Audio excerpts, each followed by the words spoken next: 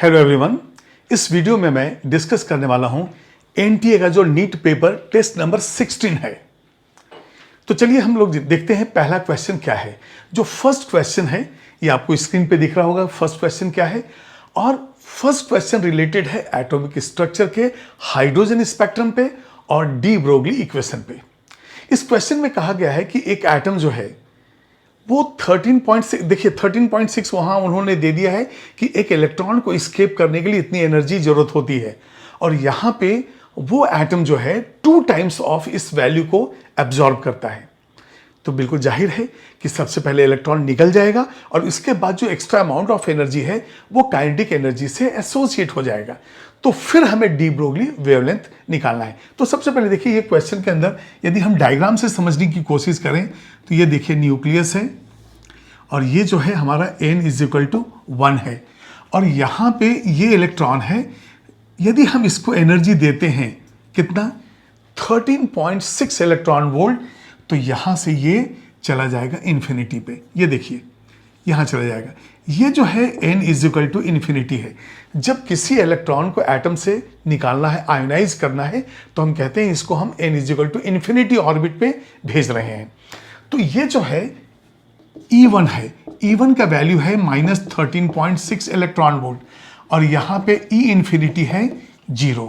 इसका मतलब यहाँ पे कितना 13.6 इलेक्ट्रॉन वोल्ट एनर्जी रिक्वायर्ड है। अब ये बताइए इतना तो रिक्वायर्ड है, लेकिन आप कितना दे रहे हैं, जस्ट डबल। इसका मतलब 13.6 इलेक्ट्रॉन वोल्ट जो बचा है वो काइनेटिक एनर्जी से एसोसिएटेड है। इसका मतलब ये इलेक्ट्रॉन अब निकल गया, और इलेक्ट्रॉन जो निकला तो उसका काइनेटिक एनर्जी कितना हो जाएगा, 13.6 इलेक्ट्रॉन वोल्ट।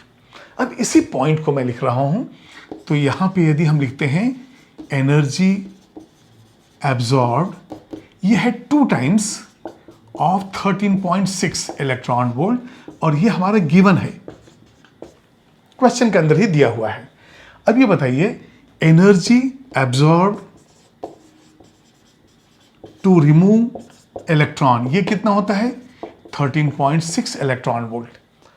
आपने 13.6 यूज कर लिया इस इलेक्ट्रॉन को निकालने में, तो energy associated with kinetic energy कितना हो गया, तो वो हम लिखेंगे यहां पे, therefore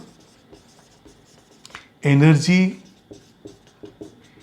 associated with kinetic energy, ये हो जाएगा 13.6 इलेक्ट्रॉन वोल्ट। अब ये देखिए ये जो काइनेटिक एनर्जी 13.6 इलेक्ट्रॉन वोल्ट है, ये डी ब्रोगली वेवलेंथ, इस इलेक्ट्रॉन के वेवलेंथ से रिलेटेड है, और यही हमारा क्वेश्चन है कि अब इस इलेक्ट्रॉन का वेवलेंथ क्या है। अब ये तो डी ब्रोगली वेवलेंथ है, तो हमें मालूम है डी ब्रोगली वेवलेंथ का इलेक्ट्रॉन वोल्ट से क्या रिलेशन है। ये देखिए लैम्डा = होता है यहाँ पे 12.3 divided by square root of v, और ये आंसर आता है एंगस्ट्रॉम में। v क्या है, जिस वोल्ट से ये एक्सेलरेट हो रहा है। तो यहां पे हम लिखेंगे, अच्छा ये देखिए आप इसको याद कर सकते हैं, 1 2 3 1 2 3। यदि आप लिखते हैं 1.23 तो ये नैनोमीटर हो जाएगा, और यदि आप लिखते हैं 12.3 तो ये हो जाएगा एंगस्ट्रॉम, क्योंकि 1 नैनोमीटर = होता है 10 एंगस्ट्रॉम।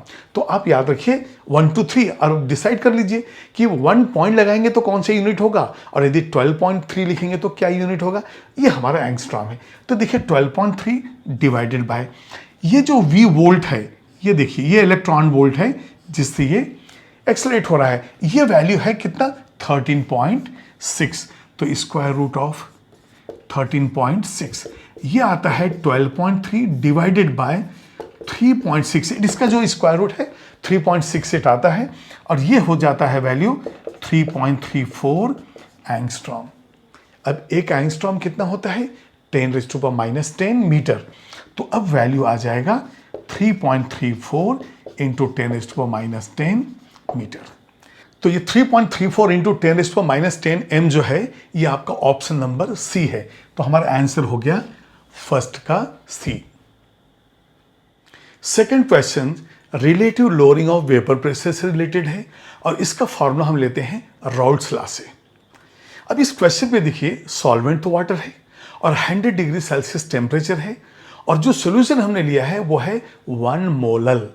तो ये पर्टिकुलर्स मैंने आपको दिए हैं। यहाँ पे लिक्विड वाटर है, टेम्परेचर 100 डिग्री सेल्सियस और सोल्यूशन का मोललिटी है 1। मोललिटी 1 का मतलब ये है कि हमारे पास सॉल्यूट है 1 मोल और ये जो सॉल्वेंट है, अब ये तो मालूम है ना कि 1000 ग्राम होता है सॉल्वेंट, क्योंकि number of moles in 1 kg of solvent हम लेते हैं। तो इसका मतलब क्या हो जाएगा, अच्छा सॉल्यूट को मान लिया हमें मोल फ्रैक्शन जो है निकालना है, तो सॉल्वेंट हमें जरूरत पड़ेगा ही। तो ये नंबर ऑफ मोल्स ये हो जाएगा 1000 डिवाइडेड बाय 18, ये हो गया 55.5। अब जो लिक्विड है वो प्योर लिक्विड है, तो हम क्या लिख सकते हैं, P0 vapour pressure of pure H2O, और ये कितना होगा 760 mm ऑफ Hg, क्योंकि 100 degree Celsius is the boiling point of water, और बॉइलिंग पॉइंट के लिए, नॉर्मल बॉइलिंग पॉइंट के लिए 1 एटमॉस्फेयर प्रेशर के बराबर वेपर प्रेशर होना चाहिए। ये हो गया P0। अब क्या है, ये जो हमारे पास लिक्विड है, ये देखिए ये वाटर है और इसके अंदर आपने यहां से 1 मोल, ये 1 kg वाटर है और 1 मोल आपने जो है सॉल्यूट ऐड किया। तो अब जो इसका वेपर प्रेशर है ये कम हो जाएगा, क्योंकि जैसे जैसे आप क्वांटिटी बढ़ाते जाएंगे वेपर प्रेशर और कम होते जाएगा। अब यदि मान लीजिए इसका वेपर प्रेशर P हो गया, वेपर प्रेशर ऑफ सॉल्यूशन, अब ये हो गया P। तो बताइए P0 से P हो गया तो डिक्रीज कितना हो गया, P0 माइनस P। तो यहां पे हम लिखेंगे P0 माइनस P, ये क्या है, ये है लोअरिंग ऑफ वेपर प्रेशर। याद कीजिए P0 minus P divided by P0 कर देंगे तो वो कहलाता है रिलेटिव लोअरिंग। हम को रिलेट कर रहे हैं P0 से, लेकिन यहां पे सिर्फ लोअरिंग पूछा गया है। तो अब यहां फॉर्मूला क्या होता है, P0 minus P is directly proportional to किसका होता है, ये X2 से होता है। और यहां पे डायरेक्टली प्रोपोर्शनल टू जो है, यदि मान ली हम इसका सॉल्यूट को हम ले लेते हैं X, इसको ले लेते हैं Y, ये जो हमारा है ये हो गया Y। तो अब देखिए हमें क्या करना पड़ेगा, मोल फ्रैक्शन लेना पड़ेगा, और इस मोल फ्रैक्शन के अंदर जो है मोल फ्रैक्शन ऑफ सॉल्यूट, तो ये क्या हो जाएगा P0 minus P equal to, अब ये कांस्टेंट क्या होता है हमारा, P0 वैल्यू होता है, इनटू मोल फ्रैक्शन क्या हो जाएगा, अब ये देखिए नंबर ऑफ मोल्स कितना है X और इसका कितना है Y, तो ये हो जाएगा X divided bye X plus Y। ये देखिए ऐसा हो जाएगा। अब P0 हमारा कितना है 760 mm इनटू ये कितना है 1 मोल डिवाइडेड बाय 1 प्लस 55.5, मतलब हम क्या लिख सकते हैं 760 डिवाइडेड बाय 56.5। अब जब इसको सॉल्व करेंगे तब यहां से आता है 13.45 mm ऑफ Hg। तो आपका ऑप्शन कौन सा हो गया, C। तो आप यहां पे आंसर लिख लीजिए सेकंड का C। ये बिल्कुल क्लियर है ना आपको। थर्ड क्वेश्चन जो है आपका स्टोइकियोमेट्री से रिलेटेड है, और यहां पे एक मिक्सचर है जिसके अंदर फेरस सल्फेट और फेरिक सल्फेट दोनों दिया हुआ है, और कंडीशन यह है कि दोनों में सल्फेट आयन बराबर हैं, और यदि सल्फेट आयन बराबर हैं तो Fe+2 और Fe+3 का क्या प्रोपोर्शन होगा ये पूछा गया है। तो देखिए मैंने यहाँ लिख दिया है कि फेरस सल्फेट और फेरिक सल्फेट दो चीज़ें दी हुई हैं और इसमें सल्फेट आयन इक्वल है। तो अब हम देखेंगे कि यदि मान लिए FeSO4 है तो इसके अंदर कितने आयन हैं, ये देखिए यहाँ पे हो गया SO4 2 माइनस, मतलब ये 1:1 है।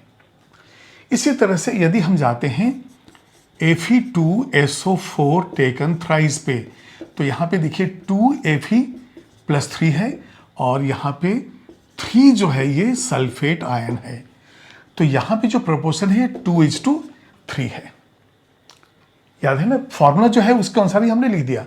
अब यहाँ पे क्वेश्चन है कि यदि सल्फेट आयन बराबर हो, तो देखिए यदि ये 3 है ये 1 है, अब यदि मान ली इसको हम ऐसा कर दें, ये देखिए ये जो है 3 से मल्टीप्लाई कर दें, तो यहाँ पे हम ऐसा लिख सकते हैं और 3:3। ये देखिए 1:1 3:3 बराबर ही है। अब देखिए आपका सल्फेट आयन यहाँ भी 3 है, यहाँ भी 3 है, तो Fe+2 हो गया 3 और Fe+3 हो गया 2। Therefore Fe+2 is to Fe+3। देखिए ये 1:1 था, इसको 3:3 बना दिया, तो ये 3:3 बराबर है। ये देखिए ये हमारा इक्वल है, ये इक्वल है, तो यदि ये 3 पार्ट है, ये 2 पार्ट है, तो हमारा आंसर हो जाएगा 3:2। और 3:2 हमारा जो है बी ऑप्शन है, तो इसको आप नोट करेंगे बी। क्वेश्चन नंबर 5 जो है वो मेटलर्जी से लिया गया है, जहां पे प्रोसेस का नाम है फ्रोथ फ्लोटेशन। आपको मालूम है कि फ्रोथ फ्लोटेशन जो है सल्फाइड ओर्स के लिए यूज होता है, और वहां पे सल्फाइड ओर यदि 2 एक साथ हों तब वहां पे हमें एक केमिकल ऐड करना पड़ता है जिससे कहते हैं डिप्रेसेंट। ये डिप्रेसेंट क्या करता है, एक सल्फाइड को वो डिसॉल्व करके उसी फ्रोथ फ्लोटेशन टैंक में रख देता है, और जो दूसरा है वो फ्रोथ के साथ बाहर चला जाता है। अब जनरली क्या होता है कि पीबीएस के साथ आपको जेडएनएस भी मिलता है, या आप कह सकते हैं जेडएनएस के साथ पीबीएस मिलता है, और हमें चाहिए सिर्फ एक ही सल्फाइड ओर। तो हम क्या करते हैं, फ्रोथ फ्लोटेशन टैंक में हम NaCN, एक्वस NaCN डाल देते हैं। ये एक्वस NaCN सिर्फ जिंक सल्फाइड को डिसॉल्व करके एक सॉल्युबल कॉम्प्लेक्स बनाता है, और ये जो है सॉल्यूशन उसी टैंक के अंदर रह जाता है जो फ्रोथ फ्लोटेशन टैंक कहलाता है, और जो पीबीएस है वो फ्रोथ के साथ जो है बाहर चला जाता है। अब इसमें कई बार ये भी क्वेश्चन पूछा जाता है कि जो सल्फाइड ओर है इसका डेंसिटी वाटर से कम है या ज़्यादा है, तो आपको याद होना चाहिए ये फ्लोट जरूर कर रहा है लेकिन डेंसिटी कम नहीं है। डेंसिटी तो सल्फाइड ओर का वाटर से ज़्यादा होता है, लेकिन क्या होता है वो फाइनल ड्रॉपलेट उसके ऊपर वो स्टिक हो जाते हैं और फ्रोथ के साथ वो बाहर फ्लोट कर लाते हैं, लेकिन डेंसिटी तो सल्फाइड ओर का वाटर से कम ही है।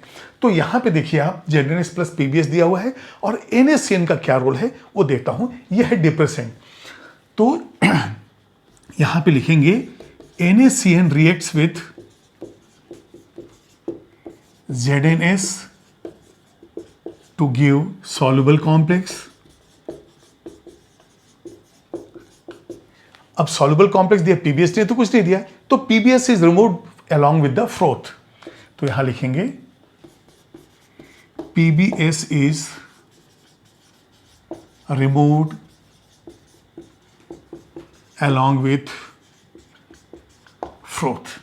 तो अब कैसे soluble complex बनेगा वो हम लोग देखते हैं। ये देखिए ZnS है प्लस NaCN है, तो सबसे पहले तो देखिए यहां से ये बन जाएगा Na2S और ZnCN टेकन ट्वाइस, तो यहां पे Na2S plus ZnCN taken twice हो गया। Na2S plus ZnCN taken twice. अब यहां पे आपको ये देखना है कि ये जो ZnCN टेकन ट्वाइस है ये फिर से NaCN के साथ रिएक्ट करेगा प्लस NaCN, और यहां से देखिए आपको मिल जाएगा Na2ZnCN4। ये देखिए आप Na2 हो गया, ZnCN 2 यहां पे और 2 यहां पे है। ये जो है सोडियम जिंकोसाइनाइड, ये जो है ये हो गया सॉल्युबल कॉम्प्लेक्स। इसको हम कह सकते हैं, जो कॉमन नेम है सोडियम जिंकोसाइनाइड। और वैसे क्या कहलाएगा ये, सोडियम टेट्रासाइनाइडो जिंकेट 2। इसका और जो नाम होगा ये हो जाएगा सोडियम टेट्रासाइनाइडो जिंकेट 2। इस तरह से जो है इसका आईयूपैक नेम भी हम लिख लेते हैं। तो ये जो है सॉल्युबल कॉम्प्लेक्स बना, इसका मतलब हो गया आपका आंसर जो है बी ऑप्शन है, इसको आप नोट कीजिए। 7th क्वेश्चन केमिकल इक्विलिब्रियम पे बेस्ड है। यहां पे देखिए डिकम्पोजिशन ऑफ PCl5 दिया गया है, तो आप जानते हैं कि PCl5 जब डिकम्पोज करेगा तो PCl3 एंड Cl2 देगा। यहां पे जो टोटल जो प्रेशर है इक्विलिब्रियम मिक्सचर का वो दिया गया है 1.5 एटमॉस्फेयर, और यहां पे equilibrium constant in terms of partial pressure जो है वो दिया गया है 0.202। हमें फाइंड आउट करना है कि वॉल्यूम परसेंटेज ऑफ Cl2 क्या है।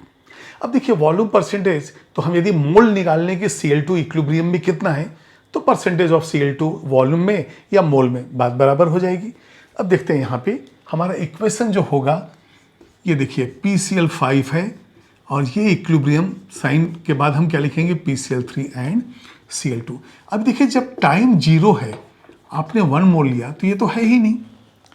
और एट इक्विलिब्रियम यदि हम लेते हैं एट इक्विलिब्रियम, यदि ये 1 माइनस एक्स हो जाए, मतलब 1 मोल से x डिसोसिएट हो गया, तो यहाँ देखिए प्रपोर्शन 1:1:1 है, तो ये भी हो जाएगा x। तो हमें मालूम है कि पार्शियल प्रेशर जो होता है वो होता है मोल फ्रैक्शन इनटू टोटल प्रेशर।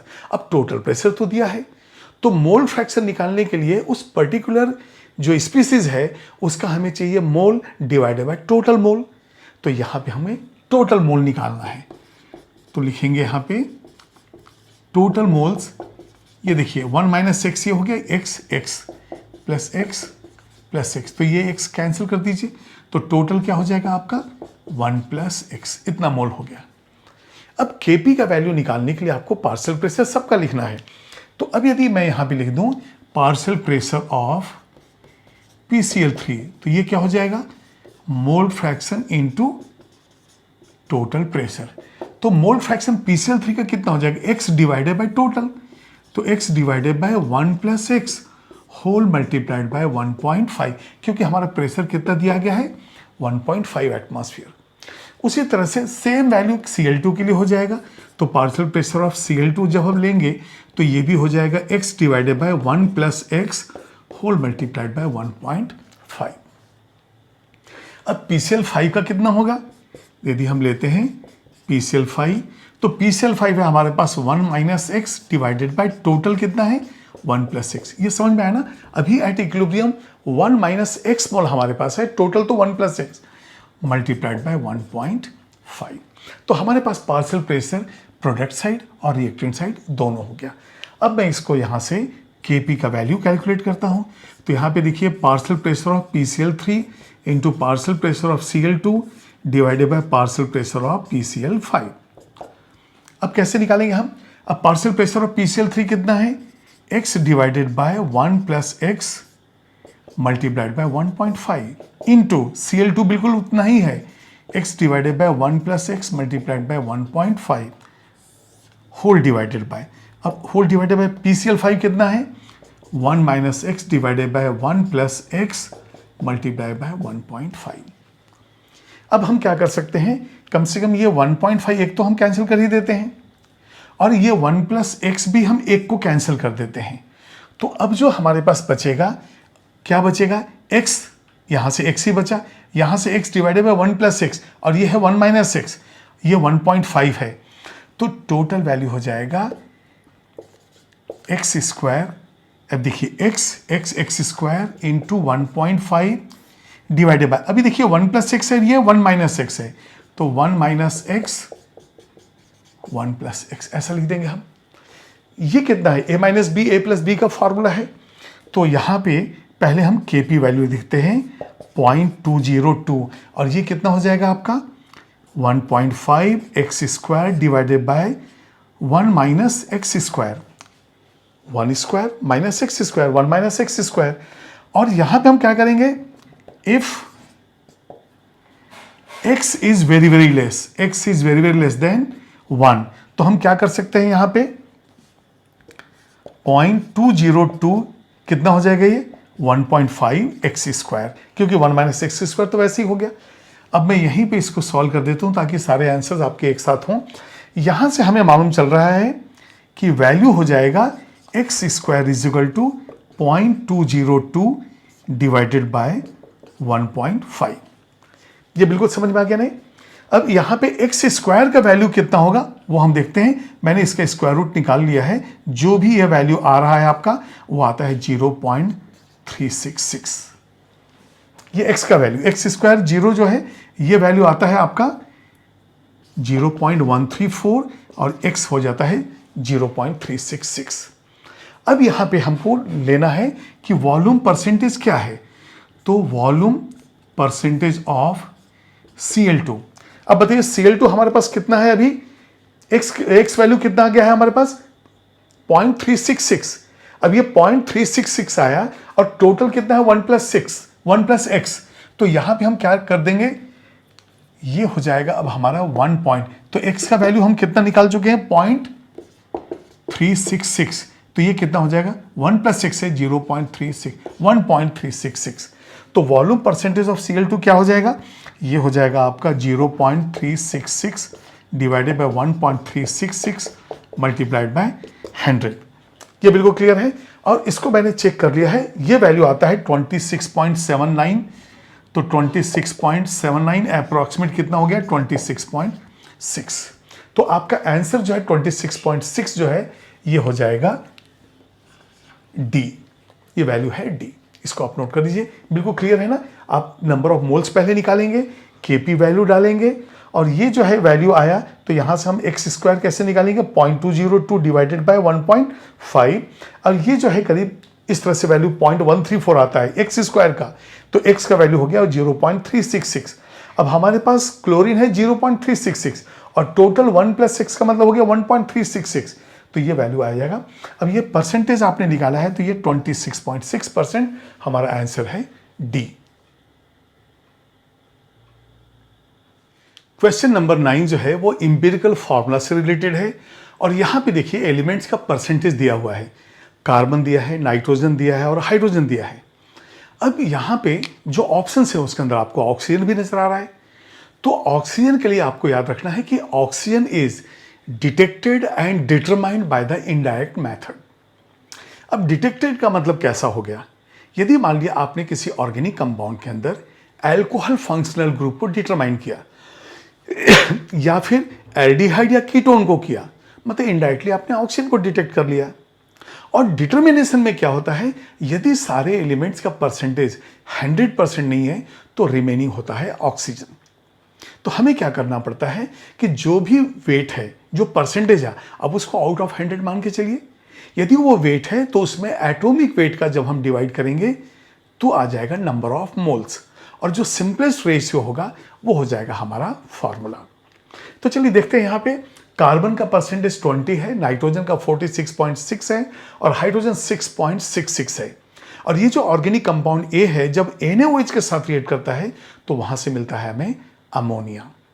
अब यहां पे देखिए, अमोनिया तो हमें मिला, लेकिन इस कंपाउंड के अंदर क्या ये 3 एलिमेंट ही हैं? क्योंकि देखिए ऑक्सीजन के बारे में एग्जामिनर आपको नहीं देगा, ये आपको खुद देखना है। यदि 100% नहीं है then remaining will be oxygen. तो देखते हैं यहाँ पे नाइट्रोजन, कार्बन, नाइट्रोजन, हाइड्रोजन का जो परसेंटेज है ये आ रहा है आपका 73.26। इसका मतलब डिफरेंस कितना है 26.74, और ये जो 26.74 है यही है ऑक्सीजन का परसेंटेज। तो अब हमारे पास यहाँ से आ जाएगा ऑक्सीजन, ये हो जाएगा 26.74%। अब मिला के 100% हो गया। तो हमें क्या करना है कि सबसे पहले देखिए ये एलिमेंट्स हम ले रहे हैं, कार्बन, नाइट्रोजन, हाइड्रोजन, ऑक्सीजन, और यहां पे हम लिखेंगे परसेंटेज। इसके बाद लिखेंगे percentage divided by atomic wait. क्यों? ये नंबर ऑफ मोल हो जाएगा। और इसके बाद हम यहां पे लिखेंगे सिंपलेस्ट रेशियो।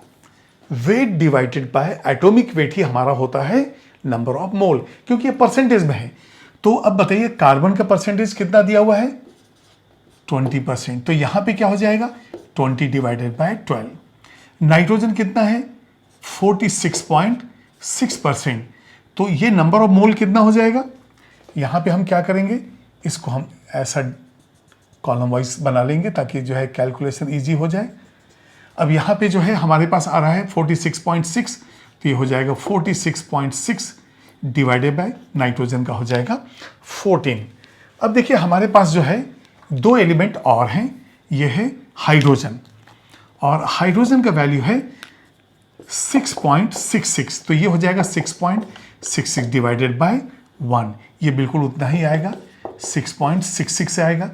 उसके बाद हमारे पास ऑक्सीजन है, ऑक्सीजन का कितना दिया हुआ है ये 26.74 है, ये देखिए 26.74। तो इसके लिए हम क्या करेंगे 26.74 और इसमें हम डिवाइड कर देंगे किसको, एटॉमिक वेट को, ये हो जाएगा 16। अब यहां पे हम देखेंगे कि जो वैल्यूज हैं, अब देखिए हाइड्रोजन तो बहुत इजी था, डिवाइडेड बाय 1 6.66 लिख दिए, लेकिन कार्बन के केस में ये आता है 1.66, मैंने कैलकुलेट करके देख लिया है। और नाइट्रोजन जो है ये आता है 3.28, ये हो गया 6.6। और इसका ऑक्सीजन जब हम डिवाइड करेंगे तो ये आता है 1.67, एक बार आप भी चेक कर लेंगे। तो ये हो गया परसेंटेज। अब बताइए सिंपलेस्ट रेशियो के लिए क्या करना पड़ेगा, ये जो नंबर ऑफ मोल्स हैं उसमें जो सबसे छोटा नंबर है उससे सब में डिवाइड कर दीजिए, और वो होता है हाईएस्ट कॉमन फैक्टर। तो HCF जो हाईएस्ट कॉमन फैक्टर है वो हमारा क्या आएगा, 1.66 या 1.67 जो है ये। तो यदि मान लिया हम 1.66 डिवाइडेड बाय 1.66 तो ये आ जाएगा 1। ये 3.28 डिवाइडेड बाय 1.66 ये आ जाएगा 2। 6.66 डिवाइडेड बाय 1.66 ये आ जाएगा 4। 16 4 जा 64 है ना, तो इसलिए ऐसा लिख दिया मैंने। और ये 1.67 डिवाइडेड बाय 1.66 ये आ जाएगा 1। अब ये जो सिंपलेस्ट रेशियो है वो ए मॉलिक्यूल जो है उसके अंदर नंबर ऑफ एटम्स का प्रपोर्शन है। तो हमारे पास फॉर्मूला क्या आ जाएगा, इंपिरिकल फॉर्मूला जो हमारे पास आ जाएगा, C हो जाएगा 1, इसके बाद नाइट्रोजन है 2, हाइड्रोजन है 4 और ऑक्सीजन है 1। तो ये तो हमें मिल गया। और कंडीशन दिया हुआ है कि यदि ये NaOH के साथ रिएक्ट करे तो NH3 देता है। तो एक ऑप्शन जो आपका है वो है यूरिया का, NH2CONH2। अब उसको हम देखते हैं चेक करके। यदि मान लिए यहां से हमें मिलता है NH2CONH2, तो देखिए N2 हो गया, H4 है और एक C और एक O है, ये बिल्कुल क्लियर है। तो अब देखते हैं कि वो कंडीशन फुलफिल हो रहा है कि नहीं। तो हम लेंगे यहां पे NH2CONH2 प्लस NaOH। अब देखिए यहां पे नाइट्रोजन हमारे पास कितने हैं, ये देखिए ये 2 नाइट्रोजन है, तो इससे हम बना देंगे 2 टाइम्स ऑफ NH3। अब हाइड्रोजन कितना हो गया, 6 हो गया। तो 2 और 2 4, तो 2 2 4 यहां है, इसको हम 2 कर देते हैं। तो इसके साथ हो जाएगा Na2CO3। देखिए Na2 हो गया, CO एक यहां से 2 यहां से, Na2CO3। तो हमारा ये कंडीशन भी फुलफिल हुआ कि अमोनिया प्रोड्यूस हुआ और ये जो है NH2CONH2 आ गया। तो अब 9th क्वेश्चन का आंसर हमारा हो जाएगा C, जिसमें है ये यूरिया। क्वेश्चन नंबर 10 जो है ये डेंसिटी से रिलेटेड है। इस क्वेश्चन के अंदर दिया गया है कि इनिशियल टेम्परेचर जो भी है, नेक्स्ट उसका जो है 1.5 टाइम्स टेम्परेचर हम कर रहे हैं। यदि मान लिया उस कंटेनर का जिसके अंदर गैसेस मॉलिक्यूल्स हैं वहां पे टेम्परेचर T1 है, और अब आपने उसको हीट करके टेम्परेचर कर दिया 1.5 टाइम्स, मतलब फाइनल टेम्परेचर क्या है, 1.5 T1। अब देखिए कंडीशन दिया गया है कि ये रिजिड कंटेनर है। यदि मान लीजिए कोई ऐसा सिलेंडर होता जिसमें पिस्टन मूव करता, तो मूव करने से क्या होता है, वॉल्यूम बढ़ जाता और डेंसिटी कम होता है। लेकिन ये तो रिजिड कंटेनर है, तो ये हो गया आपका रिजिड कंटेनर। अब बताइए law of conservation of mass क्या बोलता है कि mass is neither created not destroyed. तो इसका मतलब हो गया कि जो रिएक्शन के पहले चाहे कोई रिएक्शन हो भी, तो यहां पे तो मास कांस्टेंट है। तो यहां पे मैं लिख देता हूं मास इज कांस्टेंट, और रिजिड कंटेनर है तो क्या हो गया, वॉल्यूम इज कांस्टेंट। अब बताइए वॉल्यूम भी कांस्टेंट है, मास भी कांस्टेंट है, तो हमारा डेंसिटी क्या होता है, density is mass divided by volume. अब बताइए यदि मास वॉल्यूम दोनों कांस्टेंट है तो डी क्या हो जाएगा, सेम वैल्यू, नो चेंज। यहां पे जो है सेम वैल्यू है, तो आपका ऑप्शन क्या हो जाएगा 10th का, ये हो जाएगा डी। आप इसको नोट कीजिए। क्वेश्चन नंबर 11 जो है वो ऑप्टिकल रोटेशन से रिलेटेड है, जो स्टाइक्योमेट्री का हमारा पार्ट है। इसमें देखिए जो कंपाउंड दिया गया है उसका अल्फा फॉर्म जो है वहां पे ऑप्टिकल रोटेशन। अच्छा बताइए पहले कि ऑप्टिकल रोटेशन का मतलब क्या हुआ। जब एक प्लेन पोलराइज लाइट को हम एक सॉल्यूशन के अंदर से पास करें और उसका जो प्लेन है वो रोटेट हो जाए, चाहे लेफ्ट साइड में जाए चाहे राइट साइड में जाए, तो हम कहेंगे ये सॉल्यूशन ऑप्टिकली एक्टिव है। और 2 टर्म आप बिल्कुल याद रखिए, एक होता है मोनोक्रोमेटिक लाइट और एक होता है प्लेन पोलराइज लाइट। जो मोनोक्रोमेटिक लाइट होता है वो सिंगल वेवलेंथ का होता है, लेकिन आपको मालूम है कि light is travelling in the infinite number of planes, और यदि हम इसको एक सिंगल स्लिट से हम ऐसा डाल दें, अब देखिए ये अलग अलग प्लेन से ये रोटेट कर रहा है, इस प्लेन में भी ट्रैवल कर रहा है, इस प्लेन में भी ट्रैवल कर रहा है, इस प्लेन में भी। लेकिन यदि इस लाइट को एक सिंगल स्लिट से ऐसा पास करें कि now it is restricted to move in a single plane, तो अब इसको कहते हैं हम प्लेन पोलराइज्ड लाइट। अब देखिए प्लेन पोलराइज्ड लाइट को हमने सॉल्यूशन जो भी दिया है उसके अंदर से हमने पास किया, और जो एपरेटस है उसका नाम है पोलारीमीटर। इस पोलारीमीटर में अल्फा फॉर्म हमने लिया तो रोटेशन पॉजिटिव डायरेक्शन में गया, और ये हो गया प्लस 150.70। ये देखिए जीरो इधर माइनस, इधर प्लस है, यहाँ पे जीरो, ये माइनस और ये प्लस है। जो बीटा फॉर्म है उसके अंदर आप देख रहे हैं पॉजिटिव 52.80, ये रोटेशन है। और जब हमने इन दोनों को मिक्स कर दिया, ये देखिए दोनों को मिक्स किया, तो रिजल्टेंट जो है वो दे रहा है 80.20 का रोटेशन, वो भी पॉजिटिव डायरेक्शन में। अब यदि, और तो हमें बताना है कि ये अल्फा फॉर्म कितना है, बीटा फॉर्म कितना है, इससे क्वेश्चन रिलेटेड है। अब यदि मान लिया हमने लिया x परसेंटेज, और तो ये क्या हो जाएगा 100 माइनस x परसेंटेज, और इनका रोटेशन x% इसका और 100 माइनस x इसका, ये रिजल्टेंट किसके बराबर होगा 80.2 का। तो यहां पे हम लिखेंगे x इंटू 150.70, देखिए इसका रोटेशन प्लस यहां पे हो जाएगा 100 माइनस x इंटू 52.80, इसका रोटेशन डिवाइडेड बाय कितने मोल्स हमने लिए हैं 100, और रिजल्टेंट कितना आया वो है 80.20। देखिए आप, रोटेशन इसकी वजह से भी है, इसकी वजह से है, और टोटल परसेंटेज 100 है, तो रिजल्टेंट आ गया 80.20। ये बिल्कुल क्लियर हुआ ना। ये दोनों का मिलाने के बाद ये ऑप्टिकल रोटेशन आया, तो हमें एवरेज निकाल लिए हम, तो यहां पे आ जाएगा 150.70 x प्लस, अब इससे हम मल्टीप्लाई कर देंगे तो 5280 माइनस 52, और ये जो है कितना आ जाएगा 0.80x, और जब इस 100 को हम मल्टीप्लाई करेंगे तो 8020 ऐसा आ जाएगा। अब ये देखिए हमारे पास कितना है 150.70 है, और ये 52.80 है, तो यहाँ पे हो जाएगा 97.90। तो अब हम क्या लिखेंगे 97.9, यहाँ पे हम लिख देंगे ऐसा कि 97.90x इक्वल टू, ये कितना है 8020 माइनस, अभी देखिए 5280 इधर जाएगा 5280, हम सब्ट्रैक्ट कर देंगे। तो अब देखिए यदि हम इसके अंदर से 5280 यदि सब्ट्रैक्ट करते हैं, और ये देखिए 2740 हो जा रहा है, तो अब हम यहाँ पे लिख देंगे 2740। अब 2740 में हमको डिवाइड करना पड़ेगा किससे 97.90 से, then will get the value of x। तो अब हम यहाँ पे x का वैल्यू लिखेंगे, ये हमारे पास है 2740 डिवाइडेड बाय, ये देखिए हमारे पास 97.90 है।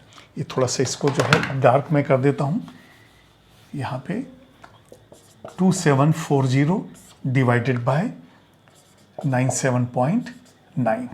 अब ये जो वैल्यू है ये करीब जो है, अब देखिए यदि ये 100 होता तो ये 27 आता, उससे कम है तो ये 28 जाता है, तो अप्रॉक्सीमेट जो है ये 28% होता है। कैलकुलेट कीजिएगा तो 28.1 के आसपास आता है। तो ये जो है x जो है मोल परसेंटेज अल्फा फॉर्म का है, तो यहाँ पे अल्फा फॉर्म पूछा गया है, तो ये जो 28% है आपका आंसर हो गया ए, 11th का आंसर है ए।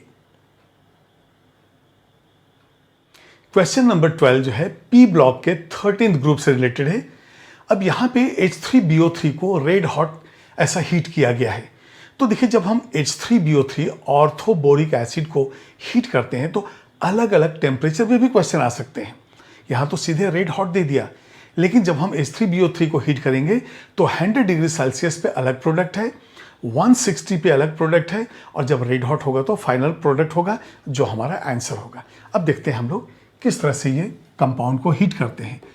ये देखिए H3BO3 पहले हम हीट कर रहे हैं 100 डिग्री सेल्सियस से, यहाँ से H2O निकल जाता है, और जब H2O निकलेगा तो आपके पास बचा HBO2।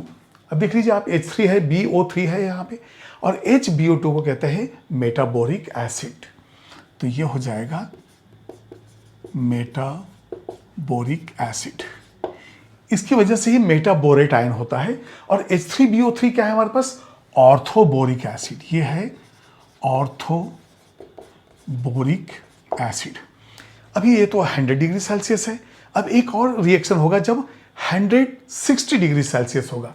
अब ये देखिए HBO2 को अब हम यहाँ पे ले रहे हैं, ये देखिए HBO2, और जब टेम्परेचर होता है 160 डिग्री सेल्सियस तो यहाँ से बनता है H2B4O7, और वाटर तो बाहर आएगा ही। तो H2B4O7 का कहते हैं टेट्राबोरिक एसिड। ये है टेट्राबोरिक एसिड। देखिए मैं ये अलग अलग टेम्परेचर का रिएक्शन इसलिए दे रहा हूँ क्योंकि यहाँ तो ठीक है रेड हॉट पूछे तो फाइनल प्रोडक्ट निकल जाएगा, लेकिन यदि मान लिए कंडीशन होता है 100 degree Celsius 160, then we have to remember this intermediate products. तो अब हमारे पास जो है बोरॉन चाहिए 4, आप 4 से मल्टीप्लाई कर दीजिए। अब देखिए हाइड्रोजन हो गए 4, तो 2 and 2 4 तो ऑलरेडी बैलेंस है, and oxygen is 8, 7 + 1 8, it is balance. अब क्या है, जब ये बैलेंस हो चुका है तो अब नेक्स्ट स्टेप होगा रेड हॉट।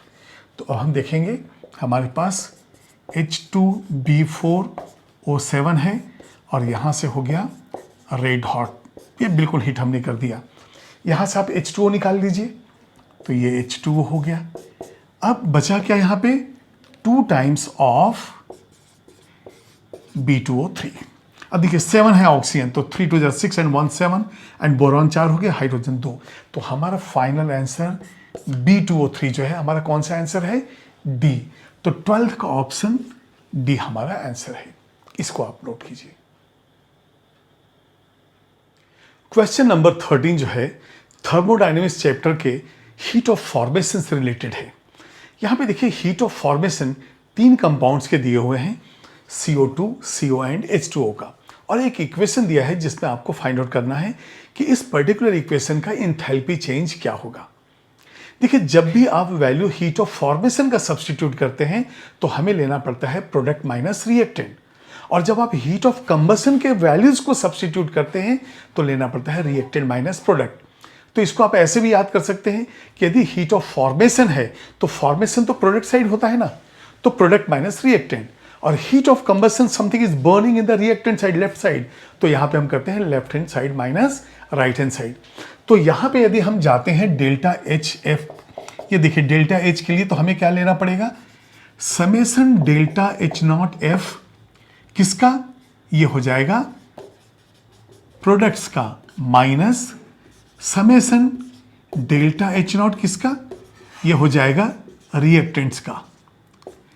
तो अब हम क्या करेंगे, जो डेल्टा H0F प्रोडक्ट्स है, प्रोडक्ट्स किसका है, ये हमारे पास ये है CO, प्लस प्रोडक्ट में और क्या है हमारे पास H2O, तो ये प्रोडक्ट हमने ऐड कर दिया, माइनस अब रिएक्टेंट का भी हम ऐड करेंगे, तो यहां पे हो जाएगा delta H0 of CO2 plus delta H0 of hydrogen.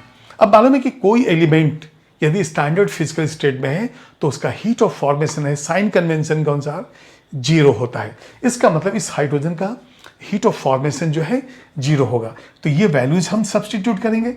अब देखिए CO का कितना है, -110.5, ये हो गया एक वैल्यू। वाटर का कितना है, -241.8, माइनस अब CO2 का हमारा वैल्यू कितना दिया है, -393.5, और ये प्लस 0 हो गया हाइड्रोजन का। अब ये वैल्यूज जो है हम देखेंगे, ये भी नेगेटिव, ये भी नेगेटिव, लेकिन ये पॉजिटिव है। तो अब हम देखेंगे 241.8 इसमें ऐड कर देते हैं हम लोग, दोनों नेगेटिव है, तो ये हो जाएगा 3253 -352.3 हो जाएगा ये, और ये जो है माइनस माइनस प्लस 393.5 हो गया।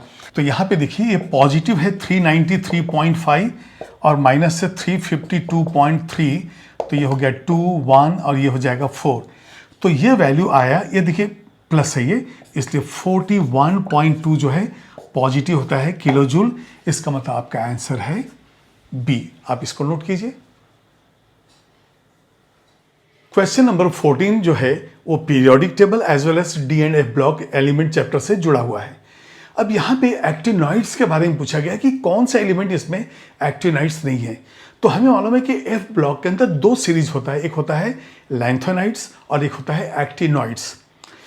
अब यहाँ पे देखिए लैंथोनाइड्स 58 से 71 होता है, एक्टिनॉइड्स जो है 90 से, अब देखिए 89 तो एक्टिनियम है, तो 90 से 103 होता है। तो पहले यहाँ पे लिखेंगे, ये देखिए जो लैंथेनॉइड्स हैं यहाँ पे हम देखेंगे Z इज इक्वल टू 58 से 71 होता है। और जब हम जाते हैं एक्टिनॉइड्स पे, अब देखिए कई बार लैंथेनाइड्स भी कहते हैं और एक्टिनाइड्स भी कहते हैं, लेकिन आयुपैक ने सजेस्ट किया कि आप लैंथेनॉइड्स कहिए, एक्टिनॉइड्स कहिए, नहीं तो वो क्लोराइड ब्रोमाइड आयोडाइड जैसे एक्टिनाइड दिखेगा। तो इसलिए मैं लिख रहा हूँ एक्टिनॉइड्स। और यहाँ पे जो होता है Z वो होता है 90 से लेके 103, क्योंकि 104 फिर से डी ब्लॉक में आ जाता है। अब बताइए एक्टिनॉइड्स पूछा गया है 90 से 103, मतलब ये भी है, ये भी है, ये भी है, ये तो नहीं है ना। तो इसलिए आपका आंसर हो गया डी जो है टर्बियम। तो ठीक है, इसका आंसर आप लिखिए डी। क्वेश्चन नंबर 15 जो है वो फ्लेम टेस्ट एंड सॉल्युबिलिटी पे बेस्ड है। अब यहाँ पे देखिए 4 कैटायंस दिए हुए हैं, कौन कौन से? Magnesium, barium, silver and calcium. और इसमें कंडीशन 2 दिए हुए हैं, एक तो ये जो क्लोराइड है वो वाटर सॉल्युबल होना चाहिए और दूसरा नो फ्लेम टेस्ट। तो क्या कंडीशन दिया है हम देखते हैं। कंडीशंस हैं, ये है सॉल्युबल इन कोल्ड वाटर, और सेकंड जो है ये कैसा है, नो फ्लेम टेस्ट। ये नो फ्लेम टेस्ट जो है ये इंपॉर्टेंट है, क्योंकि आप देखते हैं कि जब भी हम लेते हैं फ्लेम टेस्ट तो उसमें बेरिलियम एंड मैग्नीशियम ऐसे 2 एलिमेंट्स होते हैं जिनके आयंस नहीं देते हैं हमें फ्लेम टेस्ट। क्यों? उनका आईपी बहुत ज़्यादा है। तो यहाँ पे हम लिख सकते हैं मैग्नीशियम, इसको लिखेंगे नो फ्लेम टेस्ट, और कारण क्या है? Higher IP value. अब देखिए फ्लेम टेस्ट में हम क्या करते हैं, बुनसन बर्नर लेते हैं और उसके फ्लेम में हम हीट करते हैं साल्ट को प्लैटिनम वायर से या नाइक्रोम वायर से। अब यदि मान लिया हमने प्लैटिनम वायर लिया तो देखिए साल्ट में थोड़ा सा HCl डाल देते हैं, तो ये क्या हो जाता है, वोलेटाइल क्लोराइड में कन्वर्ट हो जाता है। और वोलेटाइल क्लोराइड में जो कन्वर्ट हुआ था उस प्लैटिनम वायर पे इस साल्ट को चिपका के हम इसको ऐसा हीट करते हैं बुनसन बर्नर में। इस फ्लेम का कलर जो बुनसन बर्नर है वो तो नॉन ल्यूमिनस फ्लेम है, जैसा हमारा LPG का फ्लेम है नॉन ल्यूमिनस, वैसे ही है ये। लेकिन जब इसके अंदर कोई साल्ट को हम हीट करते हैं और यदि इसका कलर चेंज हो जाए तो with the change in colour of the flame we can decide कि हमारा कौन सा कैटायन है। तो अब हम देखेंगे बेरियम जो है, बेरियम का जो फ्लेम टेस्ट होता है वो होता है एप्पल ग्रीन। सिल्वर फिर यहां से जो है नो फ्लेम टेस्ट, और ये जो कैल्शियम है ये देता है ब्रिक रेड। ठीक है, तो पहला कंडीशन है कि सॉल्युबल इन कोल्ड वाटर। तो हम देखते हैं कि AgCl is insoluble, AgCl is insoluble. तो देखिए हमारा Ag भी नहीं है आंसर, और नो फ्लेम टेस्ट तो ये भी नहीं है, ये भी नहीं, तो हमारा आंसर कौन सा है, मैग्नीशियम। तो क्वेश्चन नंबर 15 का ऑप्शन है A, तो इसका आंसर हो गया A। क्वेश्चन नंबर 17 जो है वो हाइपो के यूज से रिलेटेड है।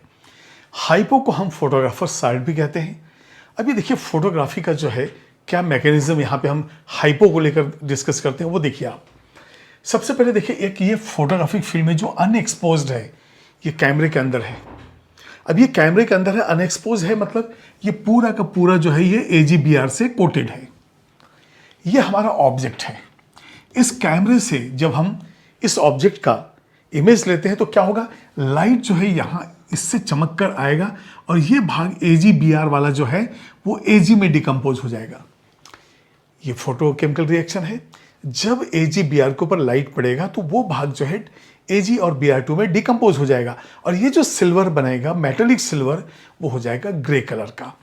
तो ये जो है, ये जहाँ से लाइट ज़्यादा आया वो हो गया ग्रे, और जहाँ पे लाइट पहुँच नहीं पाया वो एज इट इज़ है ट्रांसपेरेंट AGBR से।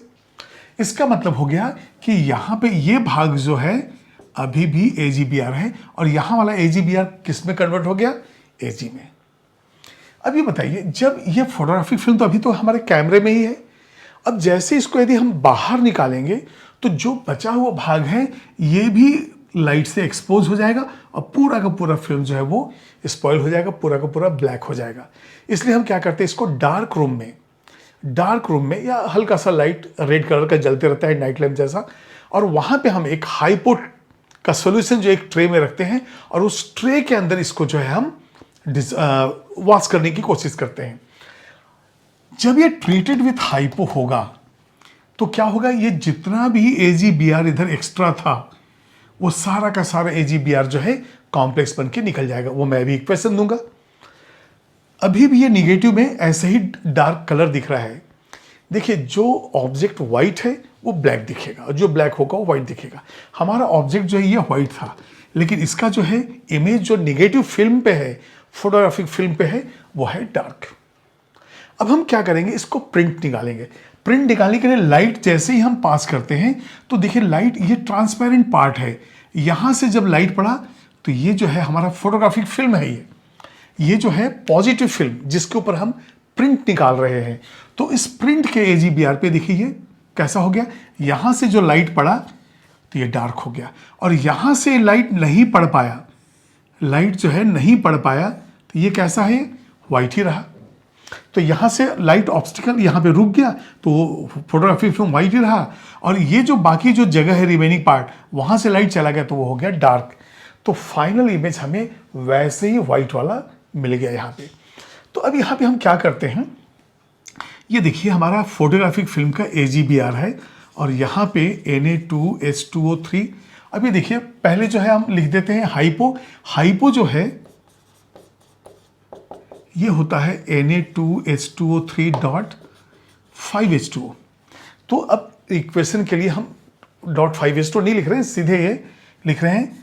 तो यहाँ पे देखिए सबसे पहले जो है ये डबल डिस्प्लेसमेंट रिएक्शन और यहाँ से हो जाएगा 2NaBr प्लस Ag2H2O3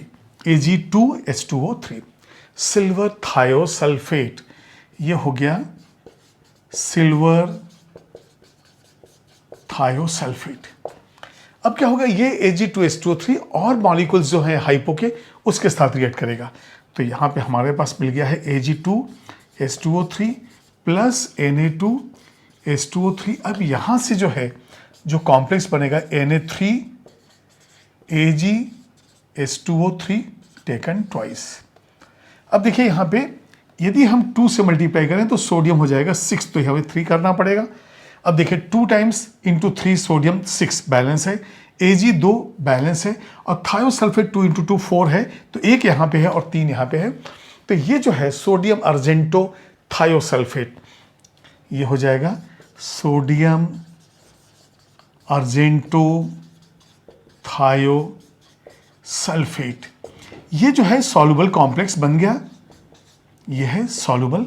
और ये सॉल्युबल कॉम्प्लेक्स बनने से जो एक्सेस ऑफ AgBr, ये देखिए जो एक्सेस ऑफ AgBr था, ये एक्सेस ऑफ AgBr यहाँ पे निकल गया और फोटोग्राफ के ऊपर इमेज फिक्स हो गया। ये था यूज हाइपो का। तो हाइपो क्या यूज हुआ, to remove the excess of AgBr in the form of soluble complex. तो हमारा आंसर क्या हो गया, आंसर C। तो आप इसको जो है आंसर C लिख लीजिए। तो ये सोडियम अर्जेंटो थायोसल्फेट सॉल्युबल कॉम्प्लेक्स बन गया। क्वेश्चन नंबर 90 जो है वो इंट्रॉपी से रिलेटेड है। इंट्रॉपी जो है, जब इंट्रॉपी हम चेंज लेंगे ds तो ये हो जाएगा dQ/T। तो यहाँ पे देखिए टेम्परेचर कांस्टेंट और प्रेशर P1 P2 ऐसा चेंज होने के बाद हो जा रहा है। तो सबसे पहले हम देखेंगे कि जो dQ का फॉर्मूला है वो क्या होता है, 2.303 nRT log P1/P2। जब वॉल्यूम होता है तो V2/V1 होता है, प्रेशर है तो इन्वर्सली प्रोपोर्शन P1/P2। और इसको ही यदि हम log टू द बेस 10 न लें तो ये क्या हो जाएगा, nRT ln P1/P2। अब जो इंट्रॉपी हम लेंगे तो ये हो जाएगा ds = dQ/T। अब यहाँ पे देखिए nRT ln P1/P2 और डिवाइडेड बाय टी, तो ये टी टी कैंसिल, तो हमारा फार्मूला क्या हो जाएगा एन आर, और ये जो है ये इस तरह से हमने एंट्रोपी का फार्मूला निकाल लिया। यदि लाइन ना होता तो 2.303 हम इसको लिखते। तो इस तरह से जो है आपका ऑप्शन हो जाएगा सी। अब क्वेश्चन नंबर 20 देखिए, ये जो है ईएमएफ ऑफ द सेल और फ्री एनर्जी से रिलेटेड है। देखिए कोई भी प्रोसेस स्पॉन्टेनियस तब होता है जब यहाँ पे डेल्टा जी निगेटिव हो। अब डेल्टा जी निगेटिव हो तो हम देखेंगे पहले ईएमएफ के साथ इसका क्या रिलेशन है। तो यहाँ पे दो इक्वेशन दिए हैं और ये reduction potential E naught values दिए हुए हैं। तो यहाँ पे मैं लिख दूंगा for the spontaneous process delta G is negative. अब बताइए हमारे पास फॉर्मूला जो है वो है delta G is minus n E naught F. यदि मान लिए ई नॉट जो है हम पॉजिटिव रखते हैं तभी तो ये माइनस होगा। ये देखिए डेल्टा जी निगेटिव ऑलरेडी है, एन नंबर ऑफ इलेक्ट्रॉन्स है, ईएमएफ ऑफ द सेल है और एफ 96,500। तो स्पॉन्टेनियस के लिए होना चाहिए निगेटिव, तो ई नॉट कैसा होना चाहिए पॉजिटिव। अब बताइए यहाँ पे दो इलेक्ट्रोड्स हैं, तो दो इलेक्ट्रोड्स में आपको मालूम है कि E nought of the cell हम क्या करते हैं, E nought of the cell ये हो जाता है E nought right hand electrode minus E nought left hand electrode. ठीक है। अब ये बताइए यदि मैं इक्वेशन नंबर इसको 1 दे दूं और इसको 2 दे दूं, तो बताइए आप 1 - 2 करेंगे तब पॉजिटिव आएगा ई नॉट, या 1 - 2 करेंगे तब आएगा। यदि आप 1 - 2 करेंगे तो वैल्यू तो निगेटिव होगा। तो हमें क्या लिखना है, इक्वेशन 2 - 1। अब देखिए जिसका ई नॉट सबसे कम हो, अब देखिए सबसे पहले तो यहाँ पे देखिए कि जिसका ई नॉट सबसे कम होता है, याद कीजिए ये रिडक्शन पोटेंशियल जिसका कम है मोर रिएक्टिव होता है और ये एनोड होता है और वो होता है राइट हैंड इलेक्ट्रोड। तो यहाँ पे जब हमने 2 - 1 लिया है तो 2 हो गया राइट हैंड इलेक्ट्रोड, ये हो गया लेफ्ट हैंड इलेक्ट्रोड। तो यहाँ पे हम लिखेंगे ई नॉट ऑफ द सेल। अब देखिए यदि आप 2 - 1 और राइट हैंड कौन सा है लेफ्ट हैंड कौन सा, यदि आप नहीं भी डिसाइड किए तो आप देखिए कि सेकेंड -1, तो ये हो जाएगा -0.50 माइनस, और ये ऑलरेडी -1.61 है, तो क्या हो जाएगा -0.50 और माइनस प्लस 1.61। हमें मतलब नहीं है कि क्या वैल्यू है, हमें तो दिखना है कि पॉजिटिव है। अब यदि पॉजिटिव है तो हमारा डेल्टा जी कैसा हो गया, निगेटिव। अब हम देखेंगे कि स्पॉन्टेनियस प्रोसेस के लिए फाइनल इक्वेशन क्या आएगा। हमारा है इक्वेशन नंबर 2 - 1, तो पहले 2 लिख लेते हैं। 2 है हमारा ClO माइनस प्लस 2H2O, और यहाँ से हमें मिल रहा है ClO3 minus plus 4H plus plus 4 electron. और -1 का मतलब क्या है, इक्वेशन को आप ऐसा उल्टा कर दीजिए, तो यहाँ पे हमें मिल जाएगा 2 ClO minus plus 4H plus plus 2 electron, और ये इक्वेशन अब राइट साइड में चला जाएगा, तो ये हो जाएगा Cl2 प्लस 2H2O। अब हम क्या करेंगे, जो सिमिलर टर्म्स हैं अलग अलग साइड में उनको हम कैंसिल कर देते हैं। अब यहां से हमें मिलेगा 3 ClO माइनस। अब ये देखिए 2 इलेक्ट्रॉन यहाँ पे 4 इलेक्ट्रॉन, तो फाइनली इधर आ जाएगा, ये यहां से हो जाएगा ClO3 minus plus Cl2 and plus 2 electron. तो ये जो आपका इक्वेशन है वो कौन सा है, ये सेकेंड इक्वेशन है, मतलब बी। तो आपका जो मतलब जो ऑप्शन से हमारे हैं, नॉट इक्वेशन, जो ऑप्शन है वो हमारा हो गया बी। तो क्वेश्चन नंबर 20 स्पॉन्टेनियस प्रोसेस के लिए ClO माइनस, अब वो बैलेंस नहीं भी है तो वहां क्या दिया रहेगा, ClO minus give ClO3 minus plus Cl2। अब ये देखिए ये क्या है, ये है हाइपोक्लोराइट। तो अब हम ऐसा करते हैं कि यहां पे आपको मैं लिख देता हूं ClO माइनस जो है is hypochlorite and ClO3 minus जो है ये है क्लोरेट। ये नाम आपको याद होना चाहिए, ठीक है, अब इसको नोट कीजिए। क्वेश्चन नंबर 22 इलेक्ट्रोकेमिस्ट्री का है और इसमें भी कंडक्टिविटी वाले पार्ट से है। अब यहाँ पे देखिए जो मोलरिटी है वो तो 0.1 मतलब 10⁻⁻1 दिया हुआ है, और स्पेसिफिक कंडक्टेंस का वैल्यू दिया है, और एट इनफाइनाइट डाइल्यूशन जो है वो वैल्यू आपको लैम्डा का दिया हुआ है 250 वैल्यू दिया है, और आपको निकालना है के, डिसोसिएशन जो कांस्टेंट है के, क्योंकि आपको मालूम है कि हम जब ले रहे हैं एच ए एसिड दिया हुआ है तो यहाँ से होगा HA प्लस A माइनस, और हमें निकालना है के। तो सबसे पहले देखेंगे के लिए क्या फार्मूला है, उसमें यदि कोई अननोन है तो उसका क्या फार्मूला है, ऐसे हम आगे बढ़ते जाएंगे। तो सबसे पहले हम देखते हैं K is equal to C alpha square, K निकालना है, सी हमें मालूम है, अल्फा नहीं मालूम है। तो अब हम यहाँ से सेकेंड फार्मूला लेंगे अल्फा, ये देखिए lambda m divided by lambda infinity. तो ये जो है ये वैल्यू, अब देखिए इन्फिनिटी चाहे नीचे लिखिए चाहे ऊपर लिखिए बात वही है। तो ये वैल्यू दिया हुआ है, लैम्डा एम मालूम नहीं है, तो इसके लिए हम क्या करते हैं, लैम्डा एम ये होता है 1000 इंटू के डिवाइडेड बाय सी। इसका मतलब हो गया कि हमें यहाँ से लैम्डा एम निकालना पड़ेगा, यहाँ से अल्फा, और अल्फा को फाइनली हम यहाँ पे सब्सटीट्यूट करेंगे। तो ऐसे जो नहीं मालूम है उसको हम ऐसा यहाँ तक चले गए। तो सबसे पहले हम देखेंगे कि लैम्डा एम ये कितना हो जाएगा, 1000 इंटू के का वैल्यू कितना है, ये देखिए स्पेसिफिक कंडक्टेंस 3.75 इंटू 10⁻⁻⁴ ये वैल्यू है, डिवाइडेड बाय सी कितना है 10⁻⁻1। अब ये देखिए ये 10⁻³ है, ये ऊपर जाएगा तो 10⁻⁴, इसका मतलब ये हो जाएगा 1000, ये 10,000 हो जाएगा ये, इंटू 3.75 इंटू 10⁻⁻⁴। इसका मतलब ये तो कैंसिल हो गया, वैल्यू कितना आ गया 3.75। अब हम लिख देंगे 3.75। तो अब यहाँ से हम यहाँ पे आ गए, अब हम अल्फा पे जाएंगे।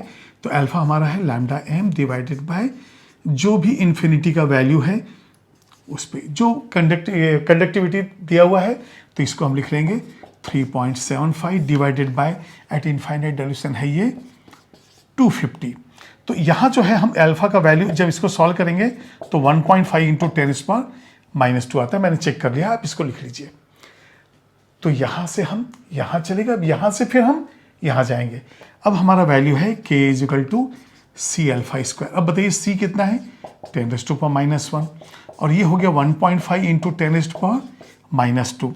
तो अब ये देखिए 10⁻⁻1 और 1.5 इंटू 1 ये स्क्वायर है, कि देखिए सी अल्फा स्क्वायर, तो ये अल्फा का स्क्वायर, तो इसका स्क्वायर क्या हो जाएगा 2.25 इंटू 10⁻⁻⁴। तो फाइनली क्या हो जाएगा ये 2.25 इंटू 10⁻⁻⁵। ये जो है डिसोसिएशन कांस्टेंट आ गया, जो हमारा ऑप्शन है सी। आप यहाँ पे इसका आंसर सी लिख लीजिए।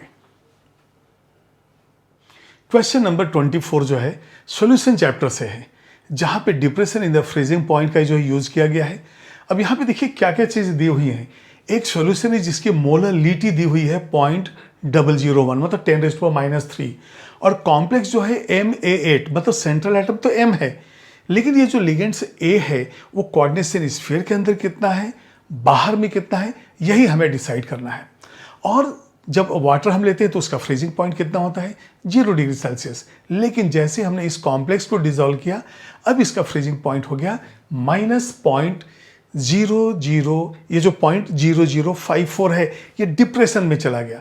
इसका मतलब जो डेल्टा TF है depression in the freezing point वो कितना होगा, देयरफॉर डेल्टा TF ये हो जाएगा 0.0054। ये देखिए ये इतना जो है ये इसका TF जो है ये चला गया, मतलब नीचे आ गया ये 0 से। इसके बाद क्वेश्चन जो है वो KF से रिलेटेड है, तो यहाँ हमारा फॉर्मूला है delta TF is equal to I into KF into molarity. अब डेल्टा TF का वैल्यू कितना हो गया, अब ये वैल्यू को यदि हम ऐसा लिख दें कि 5.4 इंटू 10⁻⁻3, तो ये देखिए इस तरह से, तो अब यहाँ पे हम लिख सकते हैं अब सेम वैल्यू 5.4 इंटू 10⁻⁻3, और I वैल्यू निकालना है क्योंकि I बताएगा उस कॉम्प्लेक्स से कितने आयन्स प्रोड्यूस होंगे। देखिए एक तो खुद कॉम्प्लेक्स आयन होगा और बाकी जो आयन होगा उसको हम डिसाइड करेंगे फॉर्मूला क्या है। तो K वैल्यू KF कितना है 1.8, मोलरिटी 10⁻⁻3, ये देखिए 10⁻⁻3 तो कैंसिल हो गया, और 1.8 से इसको कितने बार जाएगा 3 टाइम्स, तो हमारा आ गया I इज इक्वल टू 3। ये बहुत इंपॉर्टेंट है, जब I इज इक्वल टू 3 है, इसका मतलब एक तो खुद कोऑर्डिनेशन स्फीयर हो गया और उसके बाहर जो है 2 और आयन्स होंगे। तो Ma8 को हम ऐसा अरेंज कर सकते हैं, ये देखिए Ma6 और ये हो जाएगा बाहर Cl2। अब देखिए ये जब आयोनाइज होगा तो ये हो जाएगा Ma6, इसके ऊपर 2 पॉजिटिव चार्ज होगा और यहाँ से 2Cl माइनस आ जाएगा। तो देखिए 1 + 2 3, तभी तो ये 3 आया। आयनाइजेशन 100% है तो ये 3 आयंस बनेंगे, तो उसके लिए जरूरी है कि 2 Cl बाहर हो। तो हमारे 24th क्वेश्चन के अंदर जो आंसर वो आ जाएगा बी। 25th क्वेश्चन जो है वो मेटलर्जी से है और यहाँ पे कॉपर को हम कॉपर पायरेट से एक्सट्रैक्ट कर रहे हैं। कॉपर पायरेट का फॉर्मूला है CuFeS2 और जो भी सल्फाइड होते हैं उनका हम फ्लोटेशन प्रोसेस से हम कंसंट्रेट करते हैं। तो सबसे पहले देखेंगे कि कॉपर पायरेट जो है ये तो हो गया CuFeS2 और इसी तरह से और भी हैं, जैसे मान ली हम लेते हैं आयरन पायराइट, ये हो जाएगा Fe2 जिसे हम फुल गोल्ड कहते हैं। यदि मान ली हम लेते हैं जिंक ब्लेंड, ये हो जाता है ZnS। ये देखिए कुछ सल्फाइड से मैं आपको दे रहा हूं जिसका हम फ्लोटेशन प्रोसेस से कंसंट्रेशन करते हैं। ये देखिए गैलेना है, ये PbS and all the sulphides are concentrated by the flotation process. आपको मालूम है कि फ्लोटेशन टैंक में हम वाटर लेते हैं, ये सल्फाइड ओर्स लेते हैं, उसके अंदर पाइन ऑयल, इक्लिप्टोसाइल और उस तरह से उसमें जो है एक्टिवेटर, कलेक्टर, ये सारा हम डाल के ब्लास्ट ऑफ एयर पास करते हैं। जो पाइन ऑयल ड्रॉपलेट्स हमने लिया है उसके जो है फोम बनेंगे, छोटे छोटे ड्रॉपलेट्स बनेंगे, फोम बनेंगे, जिसके ऊपर ये सल्फाइड स्टिक हो जाते हैं और फ्रोथ के साथ ये बाहर निकल जाते हैं। तो ये था हमारा फ्लोटेशन प्रोसेस। तो इसका आंसर है ऑप्शन नंबर सी। तो इस सी ऑप्शन को जो है आप करेक्ट कीजिए। लेकिन यदि कॉपर पायरेट की जगह कुछ और भी सल्फाइड दिए हों तो इस तरह से हम इनका कंसंट्रेशन जो है फ्लोटेशन से करते हैं। ये क्वेश्चन पी ब्लॉक के 5th ग्रुप या 15 ग्रुप से रिलेटेड है। यहाँ पे कुछ ऑक्साइड्स के फॉर्मूले दिए हुए हैं और हमें बताना है कि नाइट्रोजन का कौन सा ऑक्साइड है जो न्यूट्रल है। तो एक काम करते हैं, 5 ही तो ऑक्साइड है, 5 ऑक्साइड देख लेते हैं और इसका फिर डिसाइड कर लेते हैं। यहाँ पे देखिए सबसे पहले आता है N2O जिसे हम कहते हैं नाइट्रस ऑक्साइड। इसके बाद है NO, ये नाइट्रिक ऑक्साइड। इसके बाद N2O3, ये कहलाता है डाई नाइट्रोजन ट्राई ऑक्साइड। इसके बाद देखिए आप N2O4 डाई नाइट्रोजन, ये हो जाता है टेट्रा ऑक्साइड। और ये NO2 का डाइमर है तो N2O4 मैं लिख रहा हूँ यहाँ पे। N2O5 डाई नाइट्रोजन और ये होता है पेंटा ऑक्साइड। देखिए जो फर्स्ट 2 ऑक्साइड जो हैं ये दोनों ये होते हैं न्यूट्रल और ये सारे के सारे होते हैं एसिडिक। अब क्वेश्चन तो हमारा न्यूट्रल से है जिसमें कि N2O दिया हुआ है और हम चले जाएंगे आंसर नंबर डी पे। लेकिन ये एसिडिक कैसे वो देखना जरूरी है। तो अब यहाँ पे हम ले लेते हैं, यदि N2O3 को आपने वाटर में डिजोल्व किया तो यहाँ से हमें मिलता है 2HNO2 और ये है नाइट्रस एसिड। तो ये एसिडिक हो गया। अब देखिए ये जो है मिक्स्ड एसिडिक एनहाइड्राइड है। मिक्स्ड एसिडिक एनहाइड्राइड का मतलब हो गया जब आप यहाँ पे N2O4 लेंगे और वाटर में डिजोल्व करेंगे 2 एसिड बनेगा, HNO2 एंड प्लस HNO3। अब नाइट्रस एसिड का तो मैंने फॉर्मूला लिख दिया है और नाम भी लिखा है। अब यहाँ पे लिख लेंगे नाइट्रिक एसिड। तो ये देखिए 2 एसिड इससे बनता है, हाइड्रोजन 2 है, 5 ऑक्सीजन, इस बैलेंस है। इसके बाद हम जाएंगे N2O5 पे। जब N2O5 को वाटर में डिजोल्व किया जाता है, देखिए मैं इक्वेशन इसलिए दे रहा हूँ कि अभी तो उन्होंने पूछा कि न्यूट्रल कौन सा है, भाई नेक्स्ट क्वेश्चन वो ये भी पूछ सकते हैं कि इसका कौन सा एसिड बनेगा, ये किसका एसिडिक एनहाइड्राइड है, इसलिए ये लिख लेना जरूरी है। यहाँ पे हम वाटर के साथ डिजोल्व करेंगे और यहाँ से बनेगा 2HNO3 नाइट्रिक एसिड। तो हमारा आंसर कैसे भी जो है न्यूट्रल के लिए 27 का डी है। क्वेश्चन नंबर 28 जो है वो मोलरिटी से रिलेटेड है। तो ये सॉल्यूशन चैप्टर के अंदर भी आता है और हमारा जो स्टोइकियोमेट्री भी आता है।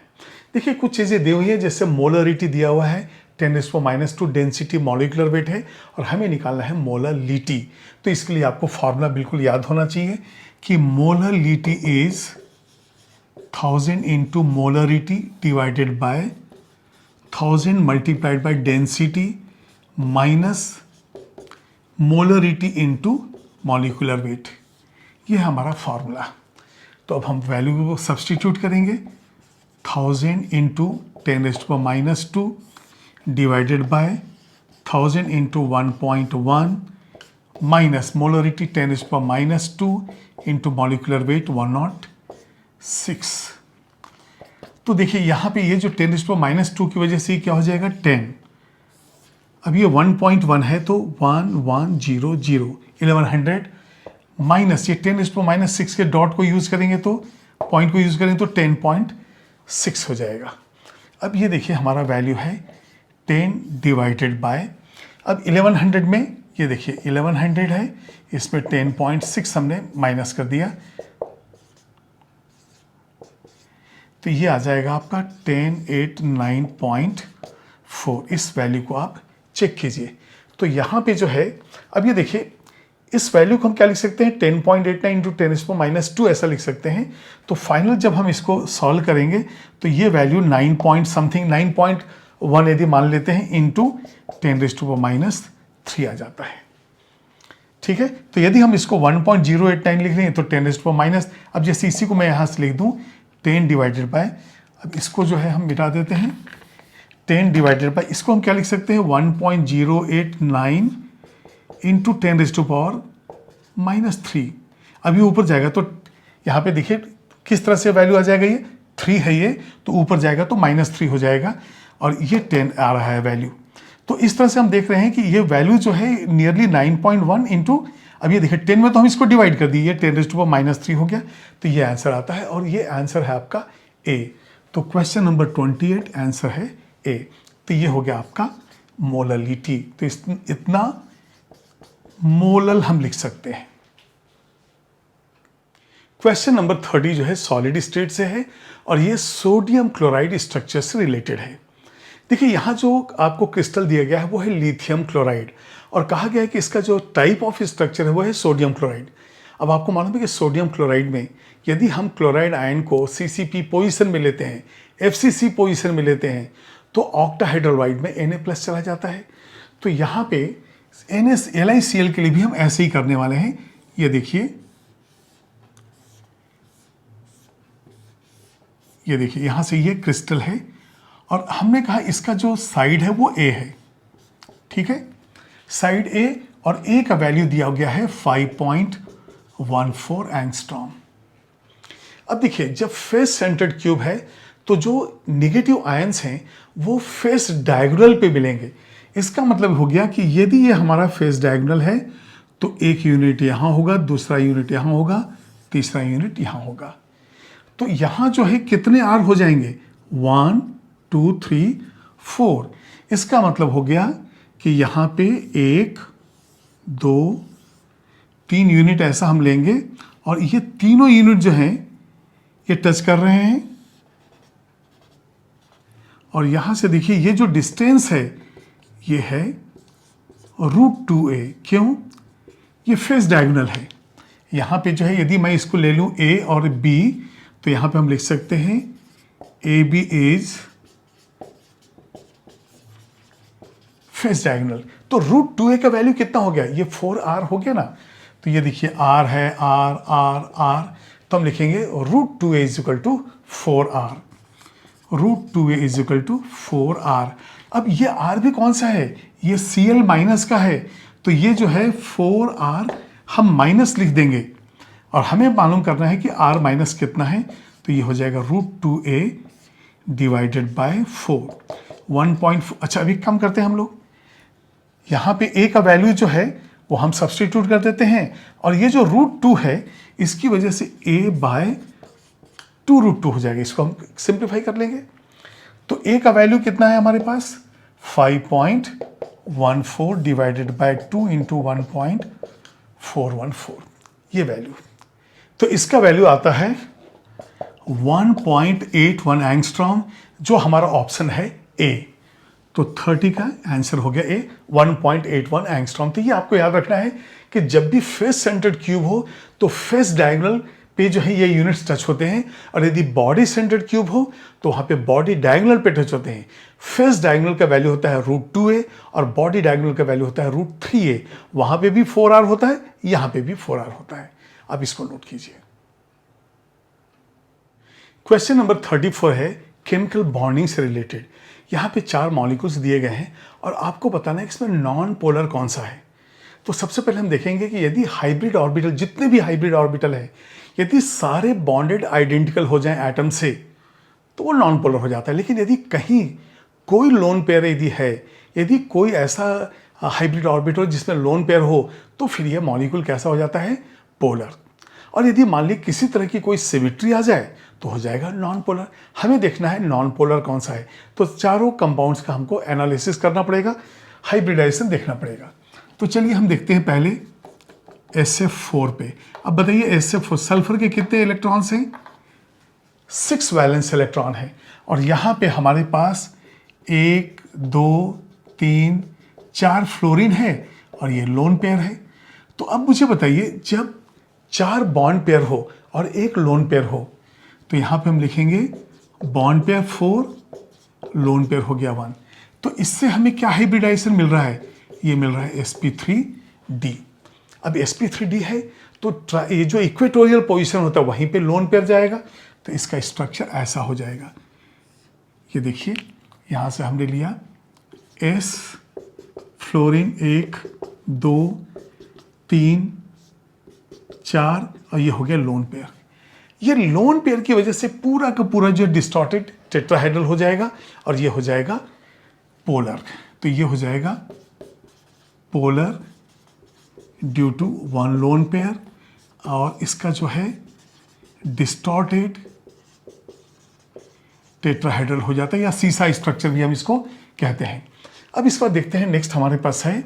अब जो नेक्स्ट कंपाउंड है वो इस तरह से है BF3.NH3।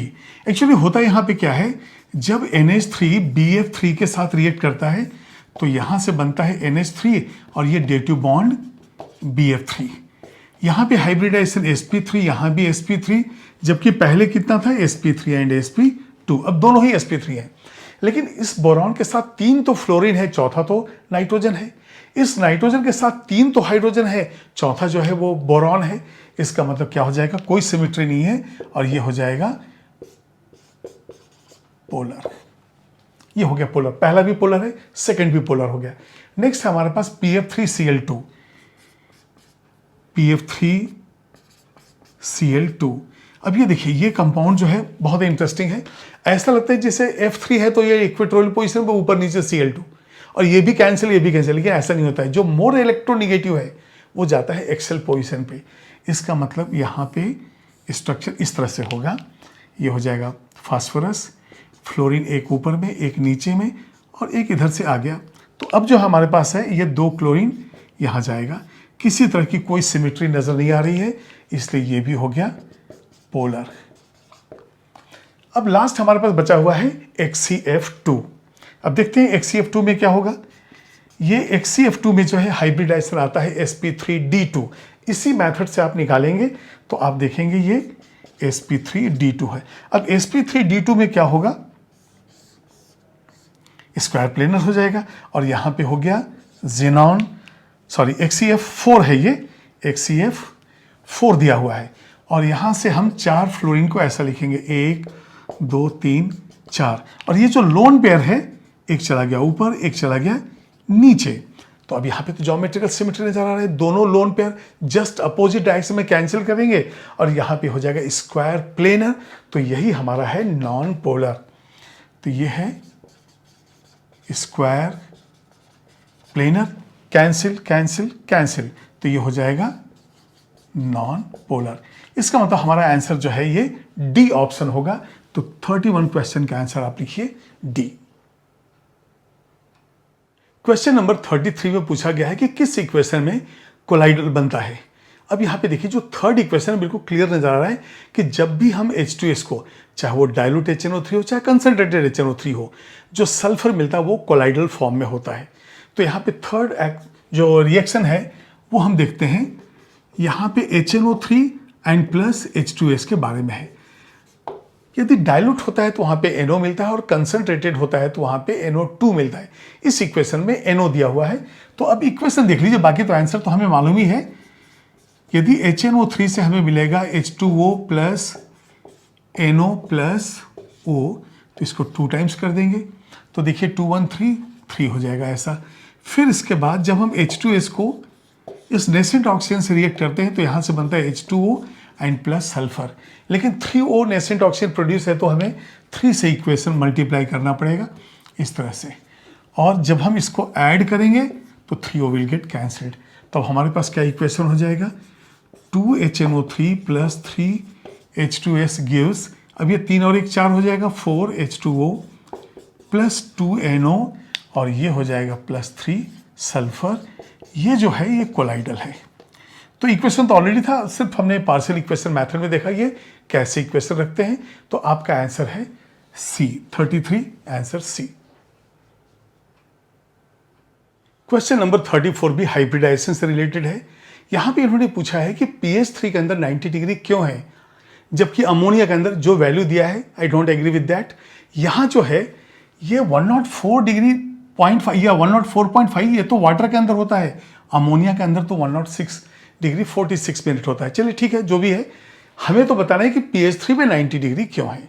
अब सबसे पहले देखेंगे फास्फोरस, एटॉमिक नंबर होता है 15, ये है 285। 285 का मतलब हो गया 3s2 एंड 3p3। अब ये देखिए 3s एंड 3p के बीच जो एनर्जी डिफरेंस है काफ़ी लार्ज है। काफ़ी लार्ज होने की वजह से ये जो है हाइब्रिडाइज नहीं होते हैं। और यहाँ पे जो p इलेक्ट्रॉन्स हैं, ये देखिए p में 3 इलेक्ट्रॉन हैं, ये डायरेक्टली जो है हाइड्रोजन हाइड्रोजन हाइड्रोजन के साथ जब ये इलेक्ट्रॉन ऐसे होते हैं तो ये बॉन्ड बन जाते हैं। और यहाँ पे बॉन्ड एंगल नियरली जो है ये आ जाएगा 90 डिग्री पे, ठीक है। तो यहाँ पे हम ये देखते हैं कि 90 डिग्री हो गया, तो ये P H H ये ऐसा हो जाता है। और फिर अब आपको मालूम है कि ये जो बॉन्ड एंगल, इसको हम ऐसे भी रिप्रेजेंट कर सकते हैं।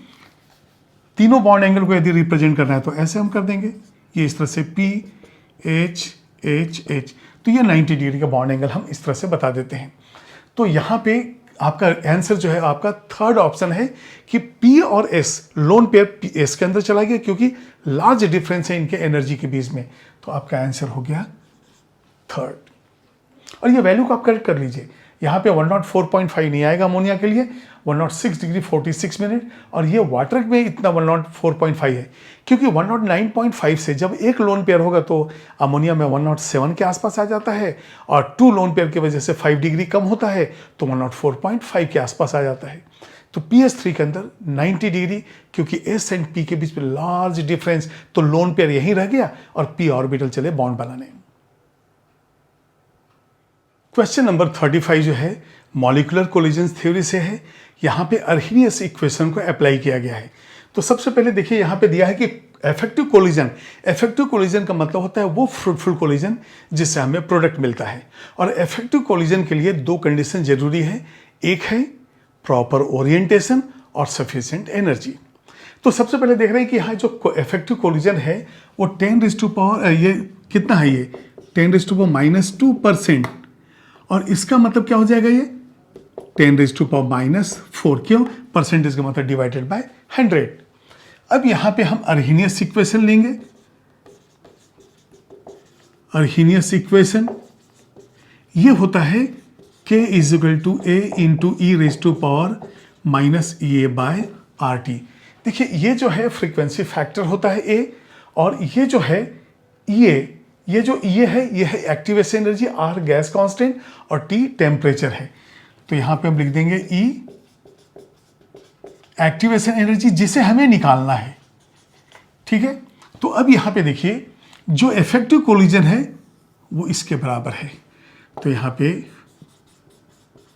इफेक्टिव कोलिजन है e⁻⁻ डिवाइडेड बाय RT, और ये कितना है 10⁻⁻4, जो 10⁻⁻2% उसको हमने लिखा, तो e⁻⁻ divided by RT is 10⁻⁻4। अब इसको जब हम सिंप्लीफाई करेंगे तो ये हो जाएगा minus E divided by 2.303 RT और ये हो जाएगा log 10⁻⁻4। तो ये कितना हो जाएगा -4। तो अब जो है यहाँ से हम ये वैल्यू लेंगे, तो ये वैल्यू, ये माइनस हम यदि यहाँ ले लेते हैं तो ये हो जाएगा -2.303 और ये देखिए RT का भी मल्टीप्लाई करना है, RT और ये तो -4 है ही, ठीक है। तो ये इस माइनस की वजह से हमने यहाँ लिखा है, तो -2.303 इंटू R। अब आपका आंसर जो है यदि जूल के अंदर है तो 8.314 और यदि किलो जूल के अंदर है तो मल्टीप्लाई बाय 10⁻³ इंटू 400 इंटू -4, 400 ये टेम्परेचर दिया हुआ है। तो अब ये देखिए माइनस और माइनस क्या हो जाएगा, ये हो जाएगा प्लस 2.303 इंटू 8.314 इंटू, अब ये देखिए ये 4 हम यहाँ ले लेते हैं इंटू, और ये 4 और है तो ये 4 इंटू 4 क्या हो जाएगा 16 और ये 10⁻, अब ये इसको हम यूज कर रहे हैं तो ये -1 आ जाएगा। तो ठीक है, अब हम देखते हैं कि यहाँ से वैल्यू 2.303 इंटू 8.314 इंटू 16 और इसमें 10⁻⁻1, तो हम क्या लिख सकते हैं 2.303 इंटू 8.314 इंटू ये हो जाएगा 1.6। तो 30.63 जो है ये आपका देखिए किलो जूल में आ गया आंसर, और हमारा ऑप्शन कौन सा है, ये 4th ऑप्शन है ये, तो आंसर हो जाएगा डी। 35 का आंसर है डी। तो ये जो है आप कैलकुलेशन देख लीजिए किस तरह से करना है। क्वेश्चन नंबर 36 जो है एटॉमिक स्ट्रक्चर के हाइड्रोजन स्पेक्ट्रम से रिलेटेड है। यहाँ पे देखिए उसी तरह का कंसेप्ट है कि एक जो इलेक्ट्रॉन जो है वो C से B में आता है तो लैम्डा जो है वो रिलीज करता है वेवलेंथ, यदि B से A आता है तो लैम्डा 2, और यदि डायरेक्टली C से A आता है तो लैम्डा 3 का वेवलेंथ एमिट होता है। अब हमें मालूम है कि वेवलेंथ तो हम ऐड कर नहीं सकते हैं, यहाँ तो एनर्जी ही ऐड होता है। इसका मतलब यदि डायरेक्ट एनर्जी यदि E3 है तो ये हो जाएगा E1, ये हो जाएगा E2। इसका मतलब यहाँ पे E1, यहाँ पे E2 और यहाँ पे E3 रिलेटेड है। तो एनर्जी जो है जो C से A में जो E3 है that is the sum of E1 and E2। तो हमें मालूम है कि E3 क्या हो जाएगा, ये E1 प्लस E2, और E का वैल्यू क्या होता है h न्यू, इसका मतलब होता है h into c by lambda. तो यहाँ पे E3 क्या हो जाएगा h into c by lambda 3, h into c by lambda 1, h into c by lambda 2। अब h c कॉमन है, कैंसिल हो जाएगा, तो ये आ जाएगा 1 by lambda 3 is 1 by lambda 1 plus 1 by lambda 2। तो यहाँ से क्या हो जाएगा, ये लैम्डा 1 लैम्डा 2, यहाँ पे लैम्डा 1 प्लस लैम्डा, चलिए पहले हम लैम्डा 2 ही लिखते हैं, लैम्डा 1। तो लैम्डा 3 का वैल्यू क्या हो जाएगा, lambda 1 lambda 2 divided by lambda 1 by ये लैम्डा 2। ये इस तरह से जो है।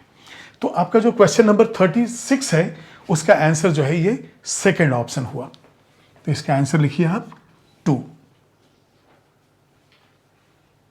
37 क्वेश्चन जो है सॉलिड स्टेट से है।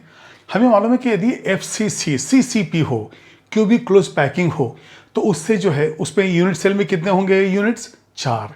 टेट्राहाइड्रल वाइड कितने हो जाएंगे, 8, और ऑक्टाहाइड्रल वाइड हो जाएंगे 4।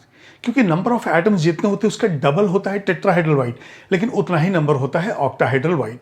अब इस क्वेश्चन में आप देखिए आप कि यदि मान लिए FCC पे जो X है उसको मैंने रेड से रिप्रेजेंट किया है, मतलब ये क्या हो जाएगा, ये सारे कॉर्नर्स और सेंटर ऑफ ईच फेस ये रेड वाले होंगे, और Y in all octahedral voids, ये जो पोजीशन होता है ऑक्टाहाइड्रल वाइड का middle of the edge as well as centre of the cube, वो भी होता है ऑक्टाहाइड्रल। और जितने भी बॉडी डायगोनल्स हैं उस पे 2-2 जो है हो जाते हैं टेट्राहाइड्रल वाइड, तो 4 बॉडी डायगोनल 8 हो जाते हैं। तो अब यहाँ पे हमारे क्वेश्चन में क्या है कि XYZ का पोजीशन दिया है और इस डायगोनल से एक बॉडी डायगोनल से सारे एटम्स को निकाल दिया गया है। तो सबसे पहले देखेंगे आखिर एटम्स हैं कितने। तो यहाँ पे अब मैं ले रहा हूँ x इज इक्वल टू, अब FCC है तो FCC में क्या होता है 1/8 इंटू 8 कॉर्नर होता है प्लस हाफ इंटू 6 फेसेज होता है, इसके अनुसार आ जाता है 4। तो x हो जाता है 4।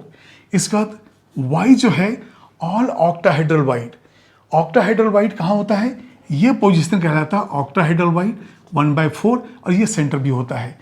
तो ये हो जाता है 1/4 इंटू ऐसे 12 एजेस हैं हमारे पास, तो 1/4 इंटू 12 प्लस एक जो बीच में होता है तो ये भी हो जाता है 4। हमारे पास x भी 4 है, y भी 4 है। अब z देखते हैं, z है ऑल टेट्राहेड्रल वाइड। अब बताइए पूरे के पूरे टेट्राहेड्रल वाइड जो है, जो बॉडी डायगोनल, जैसे ये रूम है तो ये देखिए बॉडी डायगोनल्स हो गए। अब ये जितने भी हैं 4 बॉडी डायगोनल, उस पर 2-2 टेट्राहेड्रल, तो 8 हो गए। तो यहाँ पे z इक्वल टू कितना हो जाएगा? 8। अब यहाँ पे एक बॉडी डायगोनल से सारी चीजें हमें निकालनी है, तो from body diagonal units removed, ये हम निकाल रहे हैं। अब बताइए ये हमारे पास क्या है? ये x है, तो x कितना निकाला गया? 1/8 इंटू 2, तो 1/4 निकाल दिया गया। अब देखेंगे y कितना निकला, तो y सिर्फ सेंटर में है, तो y इज इक्वल टू आ गया 1। उसी तरह से अब हम जाएंगे z पे, तो देखते हैं z कितना है। z जो है ये देखिए 1 and 1 2 है, तो ये निकल गया 2। तो ये देखिए इतने हमने रिमूव कर दिए, तो यहाँ पे लिखेंगे हम लेफ्ट कितना है। तो यदि हम जाते हैं x पे, तो x है, पहले था हमारे पास 4 माइनस 1/4, ये हो गया 15/4। इसके बाद y पे हम जाते हैं, y पहले था हमारे पास 4 और अब निकल गया 1, तो 4 माइनस 1 ये हो जाएगा 3। अब देखिए z जो हमारे पास है, पहले कितना था 8, इसमें से 2 चला गया, तो ये हो जाएगा 8 माइनस 2 इज इक्वल टू 6। तो अब देखिए जो कंपाउंड जो बनेगा वो कैसा बनेगा, ये देखिए यहाँ से ये हम क्लोज कर देते हैं, यहाँ से हो गया x 15/4, y 3, z 6। अब इसके बाद हम क्या करेंगे, 4 से इसको मल्टीप्लाई कर देते हैं ताकि फ्रैक्शनल वैल्यू खत्म हो जाए। तो ये हो जाएगा x 15, y 12 और z हो गया 24। अब इसके बाद और सिंप्लीफाई हम कर सकते हैं, हम यहाँ 3 से डिवाइड कर देंगे, तो ये हो जाएगा x 5, y 4, z 8। x 5, y 4, z 8, तो हमारा आंसर है D। अब आंसर आप D को इसको मार्क कर लीजिए। क्वेश्चन नंबर 39, ये हाइड्रोजन पेरोक्साइड चैप्टर से है, हाइड्रोजन इट्स कंपाउंड, वहां पे हाइड्रोजन पेरोक्साइड के प्रिपरेशन से है।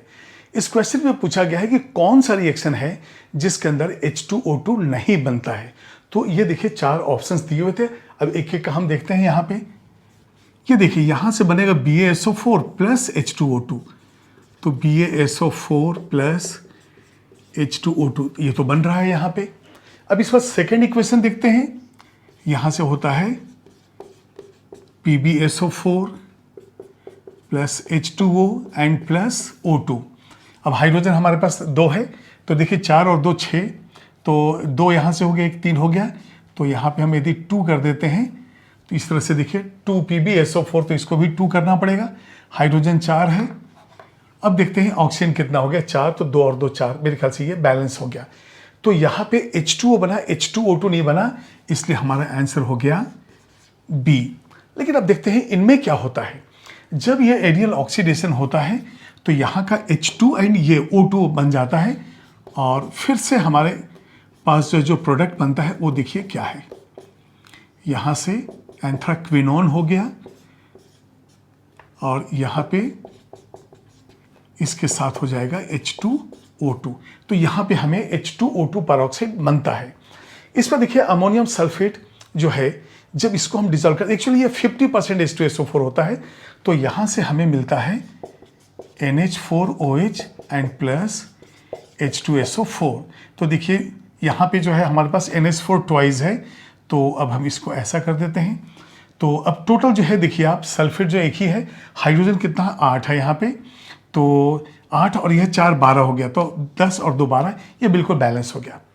अब ये जो H2SO4 है, इसका आयनाइजेशन होता है, यहाँ से मिलता है H plus and HSO4 minus. इससे तो हमें H2 मिल जाता है यदि 2 इलेक्ट्रॉन यूज हुआ, लेकिन इससे मिलता है हमें H2H2O8। इस H2H2O8 इसको हम क्या कहते हैं, मार्शल्स एसिड। ये है मार्शल्स एसिड। अब देखिए सिंपली मैं कहता था कि ये आंसर आगे देखने की जरूरत नहीं है, तो टाइम तो बचता है, लेकिन ये भी तो हमें देखना है। तो अब यहाँ से क्या होगा, अब ये वाटर में डिजॉल्व होगा, तो यहाँ से बनेगा H2SO4 प्लस H2SO5, और ये जो H2SO5 है ये कहलाता है कैरोज एसिड, और जब ये वाटर में डिजॉल्व होता है तब हमें मिलता है H2SO4 प्लस H2O2। अब यहाँ से हमें मिल जाएगा H2O2। तो देख रहे हैं कि हम फर्स्ट, थर्ड एंड फोर्थ तीनों में ही H2O2 मिलता है, लेकिन सेकंड में हमें H2O2 नहीं मिलता, इसलिए हमारा आंसर हो गया बी। इसको आप नोट कीजिए। इस क्वेश्चन में हमें इंथैल्पी चेंज निकालना है। यहाँ पे जो इनिशियल टेम्परेचर, प्रेशर, वॉल्यूम दिया है, और इसी तरह से आप देखेंगे कि फाइनल भी प्रेशर, वॉल्यूम एंड टेम्परेचर दिया है। Delta E internal energy change का वैल्यू दिया है, हमें निकालना है डेल्टा एच। तो अब पहले हम देखेंगे फॉर्मूला क्या है। Delta H is equal to delta E plus, अब देखिए यदि एन जो है चेंज होता तो डेल्टा एन आर टी होता, यहाँ पे पी वी सब चेंज हो रहा है, तो ये हो जाएगा डेल्टा पी वी, तो ये हो जाएगा डेल्टा ई प्लस। अब ये डेल्टा पी वी का मतलब हो गया P2V2 माइनस P1V1, तो डेल्टा ई का वैल्यू कितना है 30.0 प्लस P2V2, यहाँ पे देखिए ये हो जाएगा 4 × 5 माइनस P1V1, ये है 2 × 3, तो इस तरह से हो जाएगा 30 प्लस ये है 20 माइनस 6, तो ये हो जाएगा 30 प्लस 14, ये हो जाएगा 44 लीटर एटमॉस्फेयर हमारा यूनिट है। तो आपका आंसर जो है 44 आ जाएगा, और आपका ऑप्शन है सी। तो आप इसके आंसर को लिखिए सी। इस क्वेश्चन में देखिए कि 4 एलिमेंट दिए गए हैं और आपसे पूछा गया है कि हाईएस्ट थर्ड आईपी किसका होगा। तो हाईएस्ट थर्ड आईपी का मतलब हो गया थर्ड इलेक्ट्रॉन को निकालने में ज़्यादा एनर्जी की जरूरत हो। तो सबसे पहले यहाँ पे कॉन्फ़िगरेशन लिखेंगे, ये होता है 4s1 3d5। अब यहाँ पे देखिए वेनेडियम 23, स्कैंडियम, टाइटेनियम, वेनेडियम, इसका मतलब ये हो जाएगा 4s2 3d3, और Mn25 ये होता है 4s2 3d5, ये 26 नेक्स्ट है 4s2 3d6। अब यदि थर्ड आईपी की बात करें तो यहाँ से दो इलेक्ट्रॉन निकलेगा। अब देखिए यहाँ से दूसरा इलेक्ट्रॉन तो यहाँ से निकलेगा D4 बचेगा, लेकिन जब यहाँ से 2 इलेक्ट्रॉन निकलेगा तो ये बचेगा D5। तो जब हाफ फिल्ड ऑर्बिटल से इलेक्ट्रॉन आपको निकालना है तो यहाँ एनर्जी ज़्यादा जरूरत होती है। तो अब यदि यहाँ पे लिख लूँ मैं Mn+2, तो ये देखिए 4s0 3d5। अब इस D5 से निकालना बहुत डिफिकल्ट होगा, इसलिए जो है third IP will be higher. So यहाँ पे लिख देंगे third IP of Mn+2 is highest. अब इसका कारण क्या है कि जब आप Cr+2 लिखेंगे आप, तो ये हो जाएगा 4s0 3d4। वेनेडियम यदि +2 आप लिख रहे हैं तो ये हो जाता है 4s0 3d3। यहाँ पे Mn कितना हो गया, ये हो गया 4s0 3d5, और यहाँ पे Fe+2 हो गया 4s0 3d6। तो जब हमें हाफ फील्ड मिलता है तो यहाँ पे इलेक्ट्रॉन निकालना डिफिकल्ट है, इसलिए third IP of Mn+2 is highest. तो अब हमारे पास आंसर कौन सा हो जाएगा, सी। 42 का आंसर है सी। ये लास्ट क्वेश्चन आयनिक इक्विलिब्रिया से है, हमें पीएच निकालना है।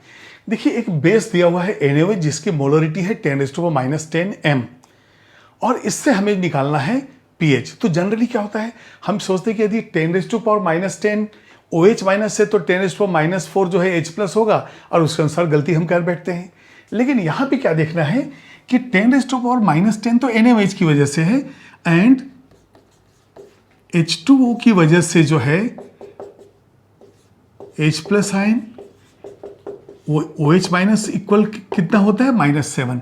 तो ये जो है आपका OH माइनस कंसेंट्रेशन है 10⁻⁻10 NaOH की वजह से, लेकिन वाटर की वजह से ओनली 10⁻⁻7। अब ये तो ज़्यादा है ना, तो इसको तो निगलेक्ट कर नहीं सकते, तो हम यहाँ पे लेंगे टोटल OH माइनस कितना है। तो यहाँ पे देखिए टोटल OH माइनस, तो ये कितना हो जाएगा 10⁻⁻7 प्लस 10⁻⁻10। देखिए 10⁻⁻7 हम कॉमन लेंगे तो 1 + 10⁻³ तो ये हो जाएगा 10⁻⁷ इंटू 1.001। अब देखिए ये OH माइनस है तो हम डायरेक्ट इसका POH निकाल लेते हैं। तो POH क्या होता है? Minus of log of OH minus sign concentration, तो minus of log of 10⁻⁷ into 1.001। तो ये वैल्यू कितना हो जाएगा? इसकी वजह से ये हो जाएगा 7 माइनस लॉग 1.001। ये देखिए POH है। अब यदि हमें pH निकालना है तो ये क्या हो जाएगा? 14 माइनस POH, मतलब 14 माइनस ये पूरा का पूरा वैल्यू 7 प्लस, अब देखिए 7 माइनस पहले लिखेंगे, 7 माइनस लॉग 1.001। तो ये क्या हो जाएगा? इसकी वजह से हो जाएगा 7 और ये माइनस माइनस प्लस लॉग 1.001। अब यदि लॉग 1.001 नहीं भी मालूम है तो 7 तो आ ही गया ना आंसर। लेकिन फिर भी देखते हैं, ये होता है 7 प्लस 0.00043 और ये वैल्यू दिया रहेगा आपको क्वेश्चन पेपर के अंदर। ये हो गया 7.00043 इक्वलेंट टू 7। तो हमारा आंसर है 7। तो आपका आंसर pH 7 की वजह से हो जाएगा P। अब देखिए जब ये बहुत ही डाइल्यूट सोल्यूशन NaOH का 10⁻10m बहुत ही डाइल्यूट है तो ऑलमोस्ट ये वाटर जैसा हो जाता है, इसलिए इसका pH जो है 7 आता है। तो जब भी हम किसी भी बेस को डाइल्यूट करेंगे तो 7 से थोड़ा सा ज़्यादा होगा, जब एसिड को हम डाइल्यूट करेंगे तो 7 से थोड़ा सा कम होगा। ये बिल्कुल आपको याद रखना है।